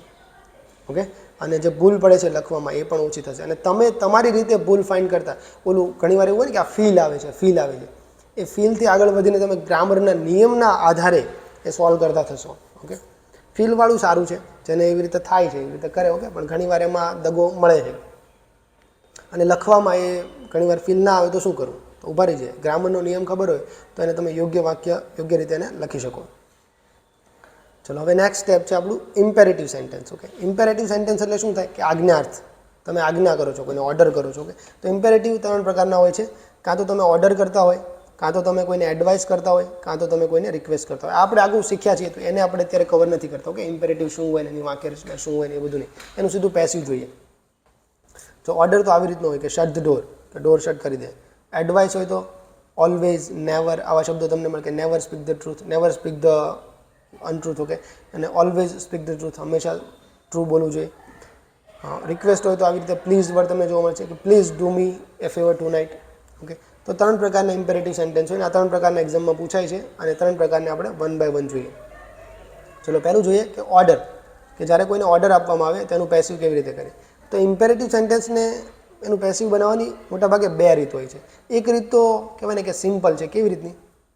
જો ઇમ્પેરેટિવ સેન્ટેન્સ છે ને તો શું છે, આ શટ ધ ડોર. તો ખરેખર આ વર્બ છે, આ વર્બનો ઓબ્જેક્ટ છે, રાઈટ? આ વર્બ છે, વર્બનો ઓબ્જેક્ટ છે, પેસિવ શક્ય છે. હવે શટ ધ ડોર આપણે શું છે કે સબ્જેક્ટ અને વર્બની જોડી હોય જ હંમેશા. તો અહીંયા આગળ યુ હશે, યુને જ કીધું હોય ને, તમને જ કીધું હોય ને શટ ધ ડોર એટલે હું કાંઈ કોઈ બીજાને કીધું હોય. તમારી સામે કોઈ એમ બોલે શટ ધ ડોર, તેનો મતલબ શું થાય? તમને જ કીધું છે, યુ શટ ધ ડોર. તો યુ સબ્જેક્ટ તમારો અન્ડરસ્ટુડ છે, લખતા નથી ઇમ્પેરેટિવમાં પણ અન્ડરસ્ટુડ હોય છે ને. તો એને આધાર લઈને તમને ઓર્ડર આપવામાં આવ્યો છે કે ડોર શટ કરો, તો આવી રીતે કરો છો કે યુ આર ઓર્ડર્ડ. તો અહીંયા પેસિવ છે ને, આ બીનું ફોર્મ છે અને આ V3 છે, તો B + V3 આવી ગયું ને, આ પેસિવ છે. અહીંયા જ પેસિવ કરી દીધું તમે, પેસિવ એક આગળ સ્ટ્રક્ચર એડ કરી દીધું. યુ આર ઓર્ડર્ડ, હવે જે ઓર્ડર કર્યો છે, you are ordered to shut the door.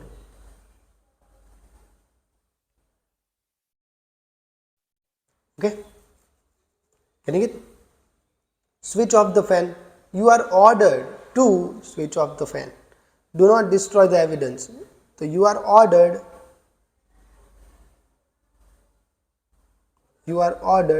do not છે ને, તો શું કરો? You are ordered આમ કરશો, not to કરશો, to not નહીં કરો, not to કરશો. યાદ રાખજો આ. ઓકે, નોટ ને ટુ પ્લસ વર્બની વચ્ચે નથી મૂકતા, એ ગ્રામેટિકલ એરર છે. ખરેખર એરર નથી પણ એવું માને છે એક્ઝામિનર્સ. ઓકે, તો આપણે એને જ ફોલો કરશું. બાકી ટુ ઇન્ફિનિટિવને સ્પ્લિટ ના કરી શકાય એવું કંઈ નિયમ નથી, પણ એવું એક ફોલ્સ નેરેટિવ ચાલે છે. ઓકે, એ ગ્રામરની બુકમાં પણ જોવા મળે છે, પણ એ છોડો, આપણે આવી રીતે ફોલો કરશું. એક્ઝામિનર જે રીતે માર્ક્સ આપે છે એ રીતે આપણે જોવું પડે કે you are ordered not to, પછી V1 મૂકશો, જે છે એ જ. Okay, not to destroy the evidence. Okay, you are ordered not to go there. જો આ નોટ ટુ કર્યું પછી અહીંયા ડુની જરૂર નથી પડતી, રાઈટ? અહીંયા તો આ સાદો વર્તમાન છે, ડુ તમારે લગાવવું પડે કે એડ કરવું પડે. Not to destroy, main verb તો ડિસ્ટ્રોય જ છે, તો નોટ કર્યું તો પછી ડુની જરૂર નથી, એને હટાવી દેવાની. ઓકે, આ એક રીત છે, યુ આર ઓર્ડર્ડ. એવી રીતે યુ આર એડવાઇસ્ડ એમ પણ થાય, યુ આર રિક્વેસ્ટેડ એમ કરીને એડવાઇસ અને રિક્વેસ્ટવાળા પણ કરી શકો. આ તો સિમ્પલ મેથડ થઈ. હવે બીજી પણ એક રીત છે. ઓકે, જ્યારે તમે ઓર્ડર આપતા હોય ને તો એ ઓર્ડરને તમે લેટથી પણ એનું પેસિવ કરી શકો. લેટથી પણ એનું પેસિવ તમે કરી શકો. કેવી રીતે? શટ ધ ડોર, તો લેટ એટલે અલાઉ કરવું, તો લેટ ધ ડોર, અહીંયા તમે ઓબ્જેક્ટ મૂકો છો, લેટ ધ ડોર. ઓકે, પછી બી શટ, આવી રીતે કરે છે. Let the door be shut. Let the door be shut. Okay, let the door is shut, was shut એ નહીં, યાદ રાખો તમે આવી રીતે જ કરો છો. Let the door be shut, ડોરને શટ થવા દો. એનું પણ રીઝન છે કારણ કે અહીંયા આ મેઇન વર્બ તરીકે ફંક્શન કરી રહ્યું છે. ઓકે, અને આને તમે બેર ઇન્ફિનિટિવ તરીકે કન્સિડર કરો છો અને એટલા માટે બી મૂકો છો. પણ એટલી બધી ડિટેલમાં જવાની જરૂર નથી, આપણે એટલું યાદ રાખી લઈએ કે ઓર્ડર હોય તો આવી રીતે કરી શકો છો. લેટ પછી તમારો ઓબ્જેક્ટ અને પછી be shut. Let the door be shut. Be પછી V3 છે. હા, અહીંયા બી પછી V3 છે પણ શટનું V3 શટ રહે છે. આ બે મૂળરૂપ નથી. ચલો આ બીજું સેન્ટેન્સ જોઈએ એટલે ક્લિયર થશે. Switch off the phone, switch off the fan. તો લેટ ધ ફેન, ઓબ્જેક્ટ શું છે? ફેન છે. કે let the fan be switched off. Okay, ED લાગ્યું ને, V3 છે ને. Let the fan be switched off. Do not destroy the evidence, એનું કરો. Do not destroy the evidence. Let the evidence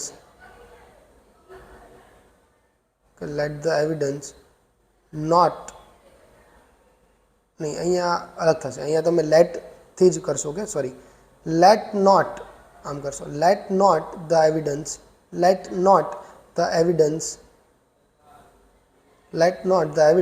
be destroyed. Okay, not તમે લેટની સાથે લખશો. Let not the evidence be destroyed. Don't go there, ત્યાં ના જાઓ. Okay, તો ડોન્ટ ગો ધેર, તો ગો વેર, ગો વોટ. અહીંયા ઓબ્જેક્ટ નથી તમારી પાસે તો લેટથી નહીં બને. આ છેલ્લું વાક્ય છે એમાં ઓબ્જેક્ટ નથી તો લેટથી શક્ય નથી. એનું તમારે આવી રીતે જ બનાવવું પડશે કે you are ordered not to go there. એવી રીતે જ કરવું પડશે. એનું તમે આવી રીતે નહીં તમે કરી શકો. ઓકે, ચલો એડવાઇસવાળા સેન્ટેન્સ જોઈએ. તો પહેલાં તો આપણે જે એક જૂની રીત જે શીખ્યા હતા, જેવી રીતે આપણે ઓર્ડરમાં કહેતા હતા કે you are ordered two do something, તેવી જ રીતે આપણે એડવાઇસમાં પણ ફોલો કરી શકીએ છીએ કે યુ આર એડવાઇસ્ડ. યાદ રાખજો, એડવાઇસની અંદર આ સ્પેલિંગ હશે, એડવાઇસ, એસ હશે. Okay, advice. જ્યારે એડવાઇસને તમે વર્બ તરીકે ઉપયોગ કરો ત્યારે તમે એસનો ઉપયોગ કરો છો, અને એડવાઇસ એટલે સલાહ તમે નાઉન તરીકે ઉપયોગ કરો ત્યારે આવી કરો છો, એડવાઇસ. હી ગેવ મી એન એડવાઇસ. તો એન પછી નાઉન આવે ને, આર્ટિકલ નાઉન માટે આવે. તો હી ગેવ મી એન એડવાઇસ, એમાં આ સી વાળું એડવાઇસ આવશે. ઓકે, નાઉન ફોર્મમાં છે. અને યુ આર એડવાઇસ્ડ, આ be plus ક્રિયાપદનું V3, main વર્બનું V3, તો આ વર્બ તરીકે યુઝ થયું છે એટલે એની એડવાઇસનું એસ વાળું સ્વરૂપ તમે લખો છો, એડવાઇસ. ઓકે, સ્વરૂપ તો ના કહેવાય, સ્પેલિંગ જ અલગ છે, મિનિંગ જ અલગ છે. ઓકે, એક વર્બ તરીકે વપરાય છે, એક નાઉન તરીકે વપરાય છે. તો યુ આર એડવાઇસ, પહેલું વાક્ય લઈએ. You are advised to speak the truth. તો આ રીતે તો તમે મોટા ભાગના જે ઇમ્પેરેટિવ સેન્ટેન્સ છે એને તમે પેસિવ ફોર્મમાં શો કરી શકો છો. ઓર્ડર છે તો you R order to do something. તમને એડવાઇસ આપી છે તો you R advice two do something. Request છે તો you are requested two do something. Okay, A easy છે. હવે આને બીજી કેવી રીતે આપણે પેસિવનું બનાવી શકીએ એ આપણે જોઈએ.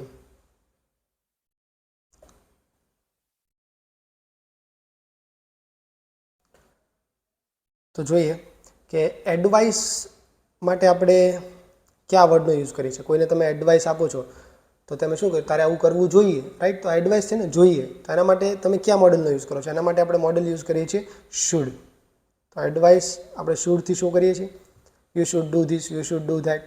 ઓકે, તો એનો જ ઉપયોગ અહીંયા આપણે કરીએ છીએ. જોજો, આ તમારું વર્બ છે, આ વર્બનો ઓબ્જેક્ટ છે. સ્પીક વોટ, વર્બ શું છે? આપણું પહેલું વાક્ય જોઈએ. વર્બ શું છે? સ્પીક છે. અને સ્પીક વોટ, તો કે speak the truth. Okay, what પૂછ્યો તો તમને ઓબ્જેક્ટ મળ્યો. તો હવે એ જ ઓબ્જેક્ટને તમે લઈએ, ધ ટ્રુથ. હવે શુડનો ઉપયોગ કરીને બનાવું છું. The truth should be spoken. The truth should be spoken always. હવે ઓલવેઝને સેટ કરવું છે તો યાદ રાખો, ઓલવેઝ હોય, નેવર હોય, તો એ બંનેને તમે ક્યાં એનું પ્લેસમેન્ટ ક્યાં રાખો છો? એને તમે પહેલાં હેલ્પિંગ વર્બની પછી મૂકો છો, શુડની પછી. તો આ વાક્યને આવી રીતે લખાશે, ધ ટ્રુથ શુડ, શું છે? ઓલવેઝ છે ને. The truth should always be spoken. તો જોઈ શકો છો અહીંયા બી પ્લસ V3 ક્રિયાપદનું પેસિવ થઈ ગયું. આ પેસિવ વર્બ છે આપણી પાસે. અને શુડથી શું કર્યું? એડવાઇસ. Getting it? તો એવી રીતે પણ એડવાઇસવાળા જે સેન્ટેન્સ છે એને શુડનો યુઝ કરીને તમે બનાવી શકો છો. The truth should always be spoken. Okay, ચલો બીજું વાક્ય જોઈએ. બીજું વાક્ય છે આપણી પાસે નેવર ઇગ્નોર યોર હેલ્થ. તો આવી રીતે તો ત્રણેય બધા જ સેન્ટેન્સને આ રીતે તો બનાવી શકાય. ઓકે, યુ આર એડવાઇસ કરીને તો બનાવી શકો, એકદમ ઇઝી છે. હવે આપણે શુડથી બનાવીએ. Never ignore your health. તો અહીંયા ઓબ્જેક્ટ શું છે? Your health, right? કોનો ઓબ્જેક્ટ છે? ઇગ્નોરનો. ઇગ્નોર વર્બ છે, એનો ઓબ્જેક્ટ છે યોર હેલ્થ. તો આવી રીતે હું લખીશ કે યોર હેલ્થ, પેસિવની અંદર ઓબ્જેક્ટ આગળ આવી જાય ને, your health should never, should પછી પહેલું જે હેલ્પિંગ હોય એના પછી તમે સર્ટનલી, ઓલવેઝ, નેવર, રેગ્યુલરલી, ઓફન, આ બધા જે એડવર્બ છે એને તમે પ્લેસ કરી શકો છો. ઓકે, નોટ છે, not is also an adverb. નોટ પણ એક એડવર્બ જ છે, તો પહેલાં હેલ્પિંગ વર્બ પછી જ નોટ મૂકો છો ને. Okay, your health should never be ignored. આ બી પ્લસ V3 અહીંયા પેસિવ બની ગયું. ઓકે, તો બંને રીતે તમે પેસિવ બનાવી શકો છો. Help the નીડી. Help whom? તો કે ધ નીડી, આ ઓબ્જેક્ટ છે તો લખો ધ નીડી, એટલે કે જેને જરૂર છે એવા. The નીડી should be હેલ્પ્ડ. Okay, easy છે. ચલો આગળ વધીએ. હવે જોઈએ રિક્વેસ્ટવાળા સેન્ટેન્સ.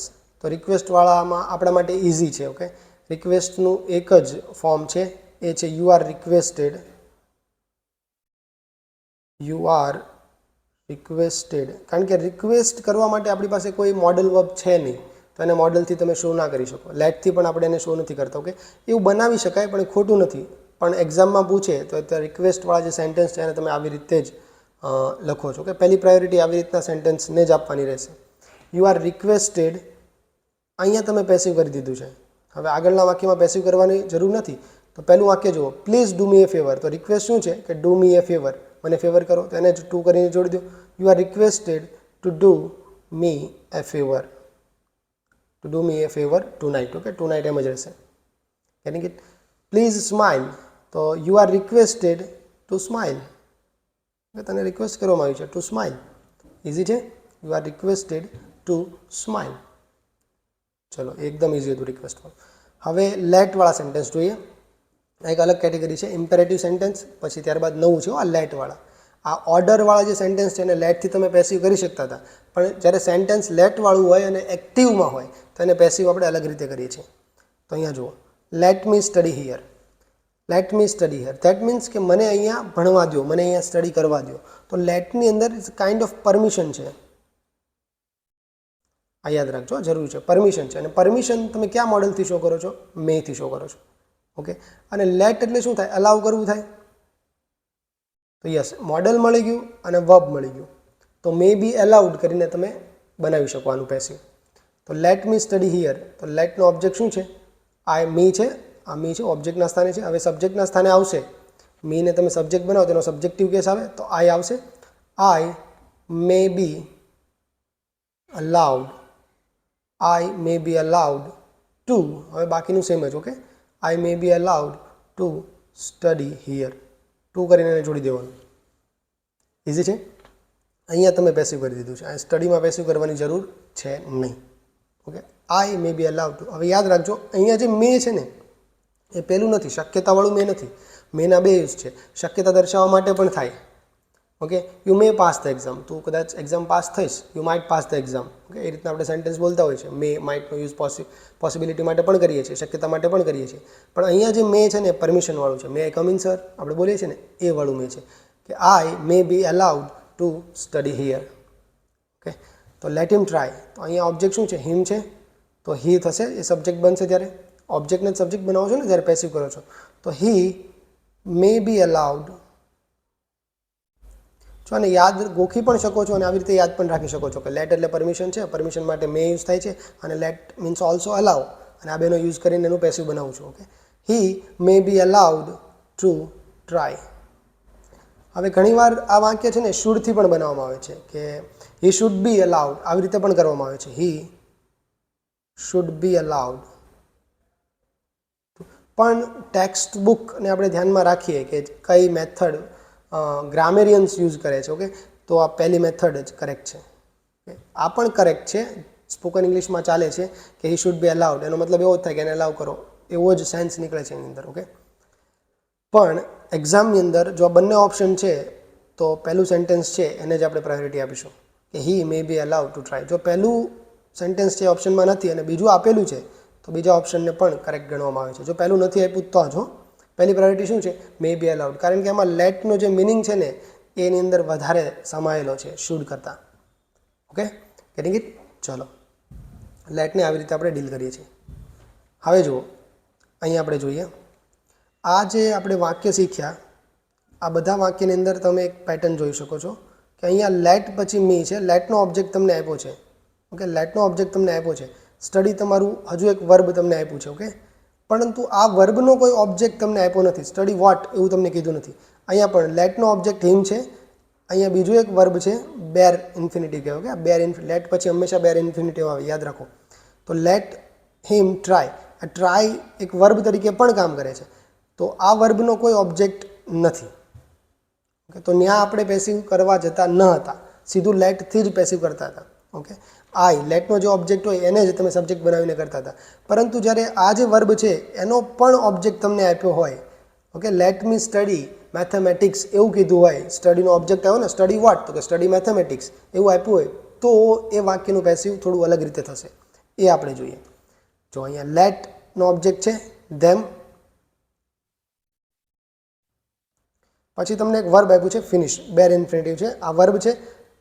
આનો પણ ઓબ્જેક્ટ તમને આપ્યો છે ધ ટાસ્ક. ફિનિશ વોટ, તમે આ ફિનિશ છે એને પૂછો કે ફિનિશ વોટ, તો ફિનિશ ધ ટાસ્ક. તો એ કેસની અંદર તમે આ પાછળવાળું જે સેન્ટેન્સ છે એનું પેસિવ કરો છો. તમે આવી રીતે લખો છો ધ ટાસ્ક.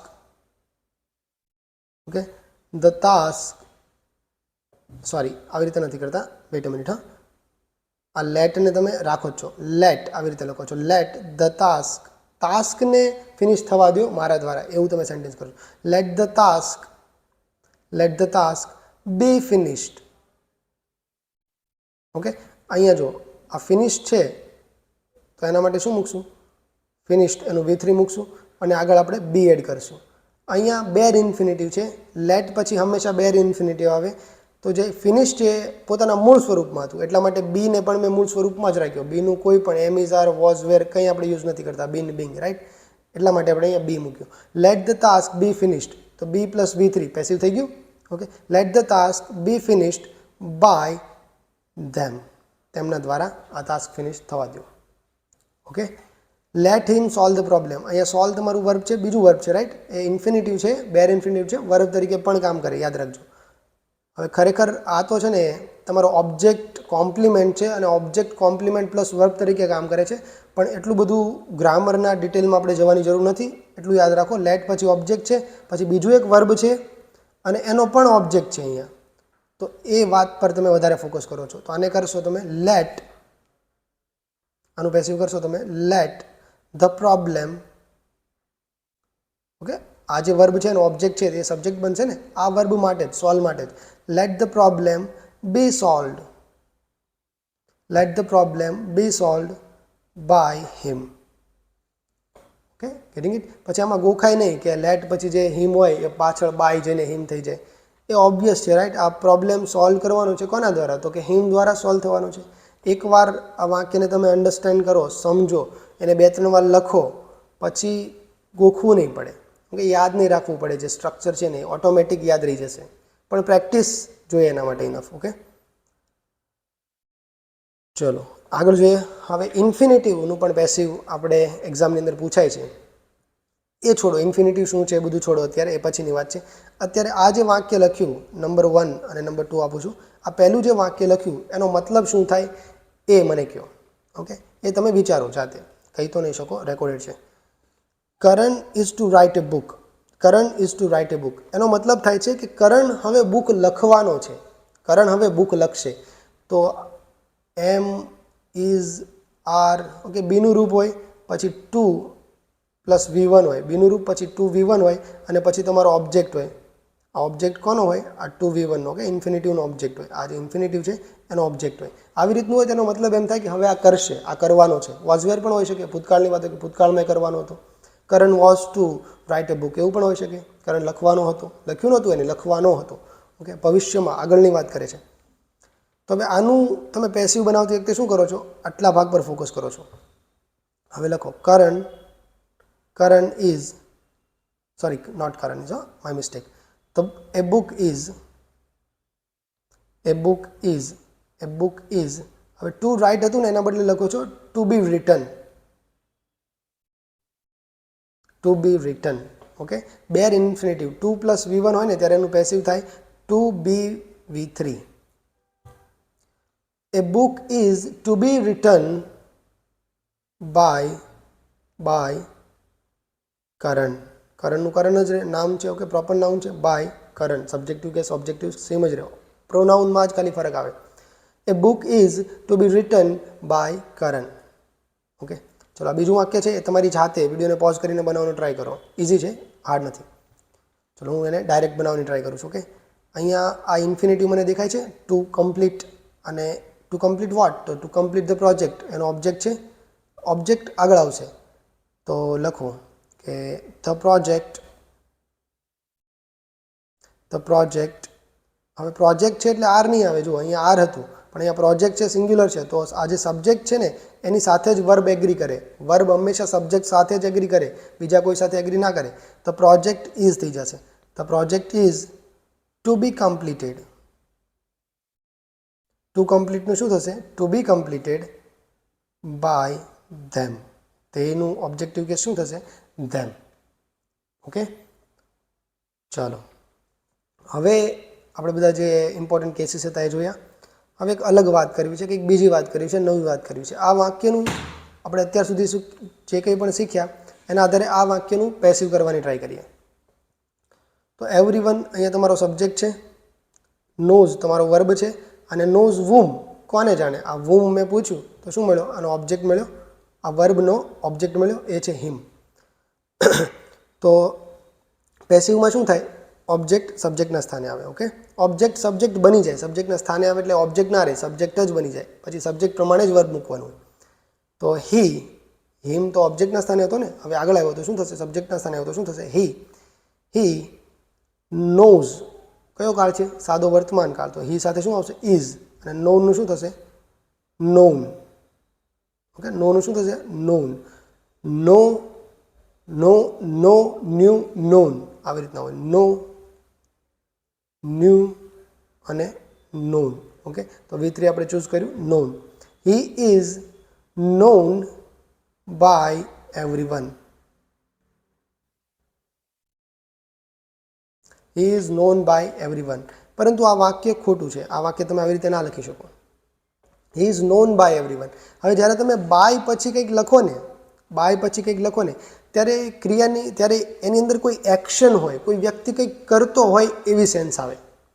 કોઈ વ્યક્તિ, ધારો કે ખાડો ખોદું છું તો ખાડો ખોદવાની ક્રિયા થઈ રહી છે ને, તો નોનમાં કોઈ એવી કોઈ ક્રિયા નથી રહી. છે કોઈ એવી ક્રિયા? નોન કરવું એટલે તો જાણતો હોય, જસ્ટ હી ઇઝ નોન. એ બધાથી જાણીતો છે, રાઈટ? બધા એને ઓળખે છે, એવો મતલબ છે અહીંયા. તો આમાં કોઈ ઓળખવાની કંઈ ખાડો ખોદવા જેવી કંઈ એક્શન નથી અંદર. તો એક્શન ના હોય ને એવી રીતની, ત્યારે તમે બાય યુઝ નથી કરતા. અને આમ પણ અમુક એક પ્રકારના જે વર્બ હોય એની સાથે ફિક્સ પ્રિપોઝિશન લઈને આવે છે. જ્યારે તમે એનું પેસિવ કરો ત્યારે એનું પ્રિપોઝિશન ફિક્સ હોય. આ પ્રિપોઝિશન બાય છે એનો યુઝ તમે નથી કરતા. આ વાક્યને તમે આવી રીતે લખો ને તો જ કરેક્ટ બનશે. He is known. તો નોન શું હોય? નોન ટુ હિમ હોય, નોન ટુ ધેમ હોય, નોન ટુ એવરીવન હોય.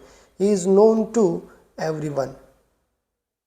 આવી રીતે કરશો ને તો આ વાક્ય સાચું પડશે. ઓકે, તો આવા અમુક એક વર્બ્સ છે, એ વર્બ્સની લિસ્ટ અહીંયા મેં આપી છે તમને. એ તમારે યાદ રાખવાના રહેશે. ઓકે, એને યાદ જ રાખવાના છે, એની કોઈ બીજી કોઈ ટ્રીક નથી. એક અન્ડરસ્ટેન્ડિંગ હોઈ શકે છે, આવી રીતે બાયમાં તમે કર્યું એવી અન્ડરસ્ટેન્ડિંગ તમે કેળવી શકો છો, પણ શરૂઆતના સ્ટેજ ઉપર એને યાદ જ રાખવા પડશે. અને એક્ઝામમાં યાદ રાખવા વધારે સારું છે. ઓકે, કારણ કે ઘણા બધા છે એને યાદ રાખવા સારા છે, નહીંતર કન્ફ્યુઝન થઈ શકે છે. તો આનો રટ્ટો મારવાનો છે. તો નોન સાથે ટુ આવે, કન્ટેન્ડ ઇન, એમ્બોડીડ ઇન, એનગલ્ફડ ઇન, આ બધાની સાથે ઇન આવે. અને એક જેવો જ મિનિંગ છે, જુઓ. કન્ટેન્ડ ઇન સમાયેલું, એમ્બોડીડ ઇન સમાયેલું, એનગલ્ફડ ઇન થી ઘેરાયેલું, ઓકે, ક્રેમ્ડ વિથ ભરેલું, ફિલ્ડ વિથ, ઓકે, થી ભરેલું, સેમ મિનિંગ થાય બંનેના. પછી ટાયર્ડ ઓફ, કમ્પ્રાઇઝડ ઓફ, ઓકે, કન્ટેન્ડ સાથે ઇન આવે અને કમ્પ્રાઇઝ સાથે ઓફ આવશે, કમ્પ્રાઇઝડ ઓફ. મેરીડ ટુ, આ બહુ સરસ છે, એક્ઝામિનરનું ફેવરિટ છે married to. Okay, married by નહીં આવે. જો મેરીડ બાય લખશો ને તો અર્થનો અનર્થ થઈ જશે. Okay, Kavita is married by Ramesh એવું તમે લખો તો રમેશે કવિતાના લગ્ન કરાવ્યા એવું થઈ જશે. તમારે શું કરવાનું છે? કવિતાના લગ્ન રમેશ સાથે થયા છે. Kavita is married to Ramesh. Kavita is married to Ramesh. જો પેસિવ બનાવવું છે તો જ મેરીડ ટુનો યુઝ કરો છો, રાઈટ? અધરવાઇઝ તો મેરી કરો છો. કવિતા મેરી રમેશ. એક્ટિવ લખવું છે તો ઇઝી છે. પણ એને એક્ટિવ પેસિવ બંનેમાં લખી શકો છો સેન્ટેન્સ. આ મેરીડવાળું છે ને, પણ પેસિવ લખો ત્યારે યાદ રાખજો કે પેસિવમાં ટુ આવશે, મેરીડ ટુ આવશે, નોટ મેરીડ બાય. ઓકે, એવી રીતે એસ્ટોનિશ્ડ એટલે કોઈની સાથે તમે ચકિત થયા હોય કોઈ વાત સાંભળીને. સ્ટાર્ટલ્ડ, અમેઝડ. ઓકે, તો આ બધાની સાથે શું આવે છે? At. Astonished at, startled at, amazed at. પછી સરપ્રાઇઝની સાથે પણ એટ આવે છે, સરપ્રાઇઝડ એટ. ખાસ કરીને જ્યારે એવી વસ્તુ હોય કે જે તમે ધાર્યું હોય એના કરતાં ઉલટું થાય અને તમે સરપ્રાઇઝ થઈ ગયા. તમે જોયું હોય કે તમારો મિત્ર બહુ વાંચે છે છતાં પણ નપાસ થયો, તો કે I am surprise that is failure. I am surprised, am plus V3 જો પેસિવ છે. આઈ એમ સરપ્રાઇઝડ પેસિવ વાપર્યું. I am surprised at his failure. I am surprised by his failure એવું નહીં. યાની કે સરપ્રાઇઝડ બાય પણ આવે જ્યારે normal surprise હોય, કોઈને સરપ્રાઇઝ આપવાની હોય ને કે he was surprised by his family, એના ફેમિલી દ્વારા એને સરપ્રાઇઝ મળી. ઓકે, એ ઘરે ગયો અને અચાનક હેપી બર્થડે કીધું તો he was surprised by his family. Family દ્વારા એને સરપ્રાઇઝ કરવામાં આવ્યું. ઓકે, નોર્મલ સેન્સમાં એવું આવશે. પણ મેં કીધું એમ કે જ્યારે when opposite to expectation happens એવું હોય કે તમારે એક્સપેક્ટેશન જે હોય એનાથી અલગ થાય, કંઈક ઉલટું થાય, ત્યારે તમે સરપ્રાઇઝડ એટનો ઉપયોગ કરો છો. ઓકે, યાદ રહેશે? ચલો, પછી એનોઇડ વિથ. તમે કોઈથી એનોઇડ થયા હોય, ઇરિટેટ થયા હોય, પરેશાન થયા હોય. વેક્સ્ડ, વેક્સ્ડ એટલે એ થયો એનોઇડ કે હેરાન થાય, પરેશાન થાય, તમે ઇરિટેટ થાય, વેક્સ્ડ વિથ. વેક્સ્ડ કે એનોઇડ કોઈ વ્યક્તિ સાથે તમે થયા હોય ત્યારે તમે વિથ લખો છો. Vexed with, annoyed with someone, some person. પરંતુ કોઈ વસ્તુ સાથે, કોઈ સ્થિતિ સાથે, કોઈ વ્યક્તિની કોઈ ક્વોલિટીથી તમે એનોય થયા હોય, તમે વેક્સ થયા હોય. એ વ્યક્તિ નથી કહેતા, એ વ્યક્તિની કોઈ હેબિટ હોય એનાથી તમે એનોઇડ થયા હોય, કે કોઈ સ્થિતિ સાથે તમે એનોઇડ થાવ છો, કોઈ સમથિંગ, કોઈ વસ્તુથી એનોઇડ થાવ છો, ત્યારે તમે એટ લખો છો. એનોઇડ એટ અથવા વેક્સ ડેટ. ઓકે, ચલો એક પ્રેક્ટિસ કરીએ નાની એવી. The flames engulf the building. Flames, flame એટલે મોટી મોટી જ્વાળાઓ. એનગલ્ફ ધ બિલ્ડિંગ, બિલ્ડિંગને એનગલ્ફ કરી લીધી, આખી બધી બાજુથી ઘેરી લીધી. તો લખો ધ બિલ્ડિંગ. એનગલ્ફ તમારું વર્બ છે અને એનો ઓબ્જેક્ટ છે એનગલ્ફ વોટ, તો કે the building. The building, the building engulf past tense છે, V2 છે એટલે બીનું V2 યુઝ કરશું. ધ બિલ્ડિંગ વોઝ અને પેસિવ માટે V3 જ આવશે. The building was engulfed. The building was engulfed by નહીં કરીએ, શું કરશું? In. Engulfed in the flames. Okay, he married her last year. He married her last year. જો આવી રીતે એક્ટિવમાં લખો સાચું જ પડે, પણ જો પેસિવમાં લખો છો તો આ ઓબ્જેક્ટ છે તમારો, એને આગળ લઈશું કે she was married. She was married by નહીં કરીએ, શી વોઝ મેરીડ ટુ લખશું. શું લખશો? To. She was married to him last year. Okay, ચલો આ જોઈએ. His failure surprised me. એનું ફેલિયર, મેં એને વાંચતો જોયો હતો અને હવે એનું ફેલિયર મને સરપ્રાઇઝ કરે છે, તો શું લખશું? Surprised at. આઈ વોઝ, અહીંયા સરપ્રાઇઝનો ઓબ્જેક્ટ શું છે? Me. Surprised whom. Surprised whom તો કે મી. તો I was surprised. I was surprised at his failure. જો આવા મુદ્દાઓ કંઈક અલગ થતું હોય ને તો એક્ઝામિનરના ફેવરેટ હોય. ઓકે, તો ઇંગ્લિશમાં એના પર વધારે ફોકસ કરવું જોઈએ. આવું બધું થોડુંક વધારે યાદ રાખવું જોઈએ, કારણ કે અહીંથી MCQ બની શકે છે, બીજાને ટ્રિકી લાગી શકે, પણ જો તમે વાંચેલું છે, સમજેલું છે તો તમે એને સોલ્વ કરી શકો. અહીંયા બેઝિક આપણને એમ જ લાગે કે બાય લખાય, બાય લખાય. અંદરથી ગટ ફિલિંગ એવી આવે ઘણીવાર કે બાય બરોબર છે, પણ બાય નહીં આવે, ત્યાં એટ આવશે. હિઝ એટીટ્યુડ વેક્સ્ડ હર. તો હિઝ એટીટ્યુડ કીધું છે, હી નહીં હો, હિઝ એટીટ્યુડ એટલે સમથિંગ છે તો લખો આ વી છે, આ વર્બ છે અને એનો ઓબ્જેક્ટ છે વેક્સ્ડ વુમ, તો કે હર. તો she was vexed. She was vexed at her, sorry at his છે ને, હર નહીં, એટ હિઝ એટીટ્યુડ. ઘણાનો એટીટ્યુડ એવો હોય કે તમે એનાથી એનોય થઈ જાઓ. ઓકે, પણ વેક્સ્ડ એટ લખશું. ઓકે, થોડુંક કટ થાય છે મારી ઇમેજના કારણે, પણ એમાં કંઈ દેખાડવાની જરૂર નથી, હિઝ એટીટ્યુડ જ લખ્યું છે. ઓકે, હવે હવે ખતમ થવા જેવું છે. ઓકે, આ slide. When you have to objects, ઘણીવાર એવું હોય તમારી પાસે બે ઓબ્જેક્ટ હોય. કેવી રીતે જુઓ, અહીંયા હી છે એ શું છે, તમારો સબ્જેક્ટ છે. આ શું છે, વર્બ છે. આ પ્રેક્ટિસ કરજો, સબ્જેક્ટ વર્બ અઠવાડિયું સુધી કરજો. 1-2 અઠવાડિયું કરશો ને એટલે પછી આવું કરવાની જરૂર નહીં પડે, પછી સીધું દેખાશે. આ વર્બનો ઓબ્જેક્ટ, આ પ્રિપોઝિશનનો ઓબ્જેક્ટ. પછી MCQ સોલ્વ કરવા રમત. ઓકે, હી ગેવ આ વર્બ આવ્યું, અને વોટ પૂછો તો તમને ઓબ્જેક્ટ મળે. હી ગેવ વોટ, તો કે એ બુક, તો એક ઓબ્જેક્ટ મળ્યો. ઓકે, આ ઓબ્જેક્ટ 1 કહું છું. વોટ પૂછો ને જો ઓબ્જેક્ટ મળે ને એને ડાયરેક્ટ ઓબ્જેક્ટ કહેવાય. શું કહેવાય? Direct object. કે એમાં બાયફિકેશન કરવાની જરૂર નથી, બે ઓબ્જેક્ટ એટલું કરો તો પણ ચાલે. અને વૂમ પૂછો, હી ગેવ વૂમ, કોને આપ્યું, તો કે મી, તો બીજો ઓબ્જેક્ટ મળ્યો, અને ઇનડાયરેક્ટ ઓબ્જેક્ટ કહેવાય.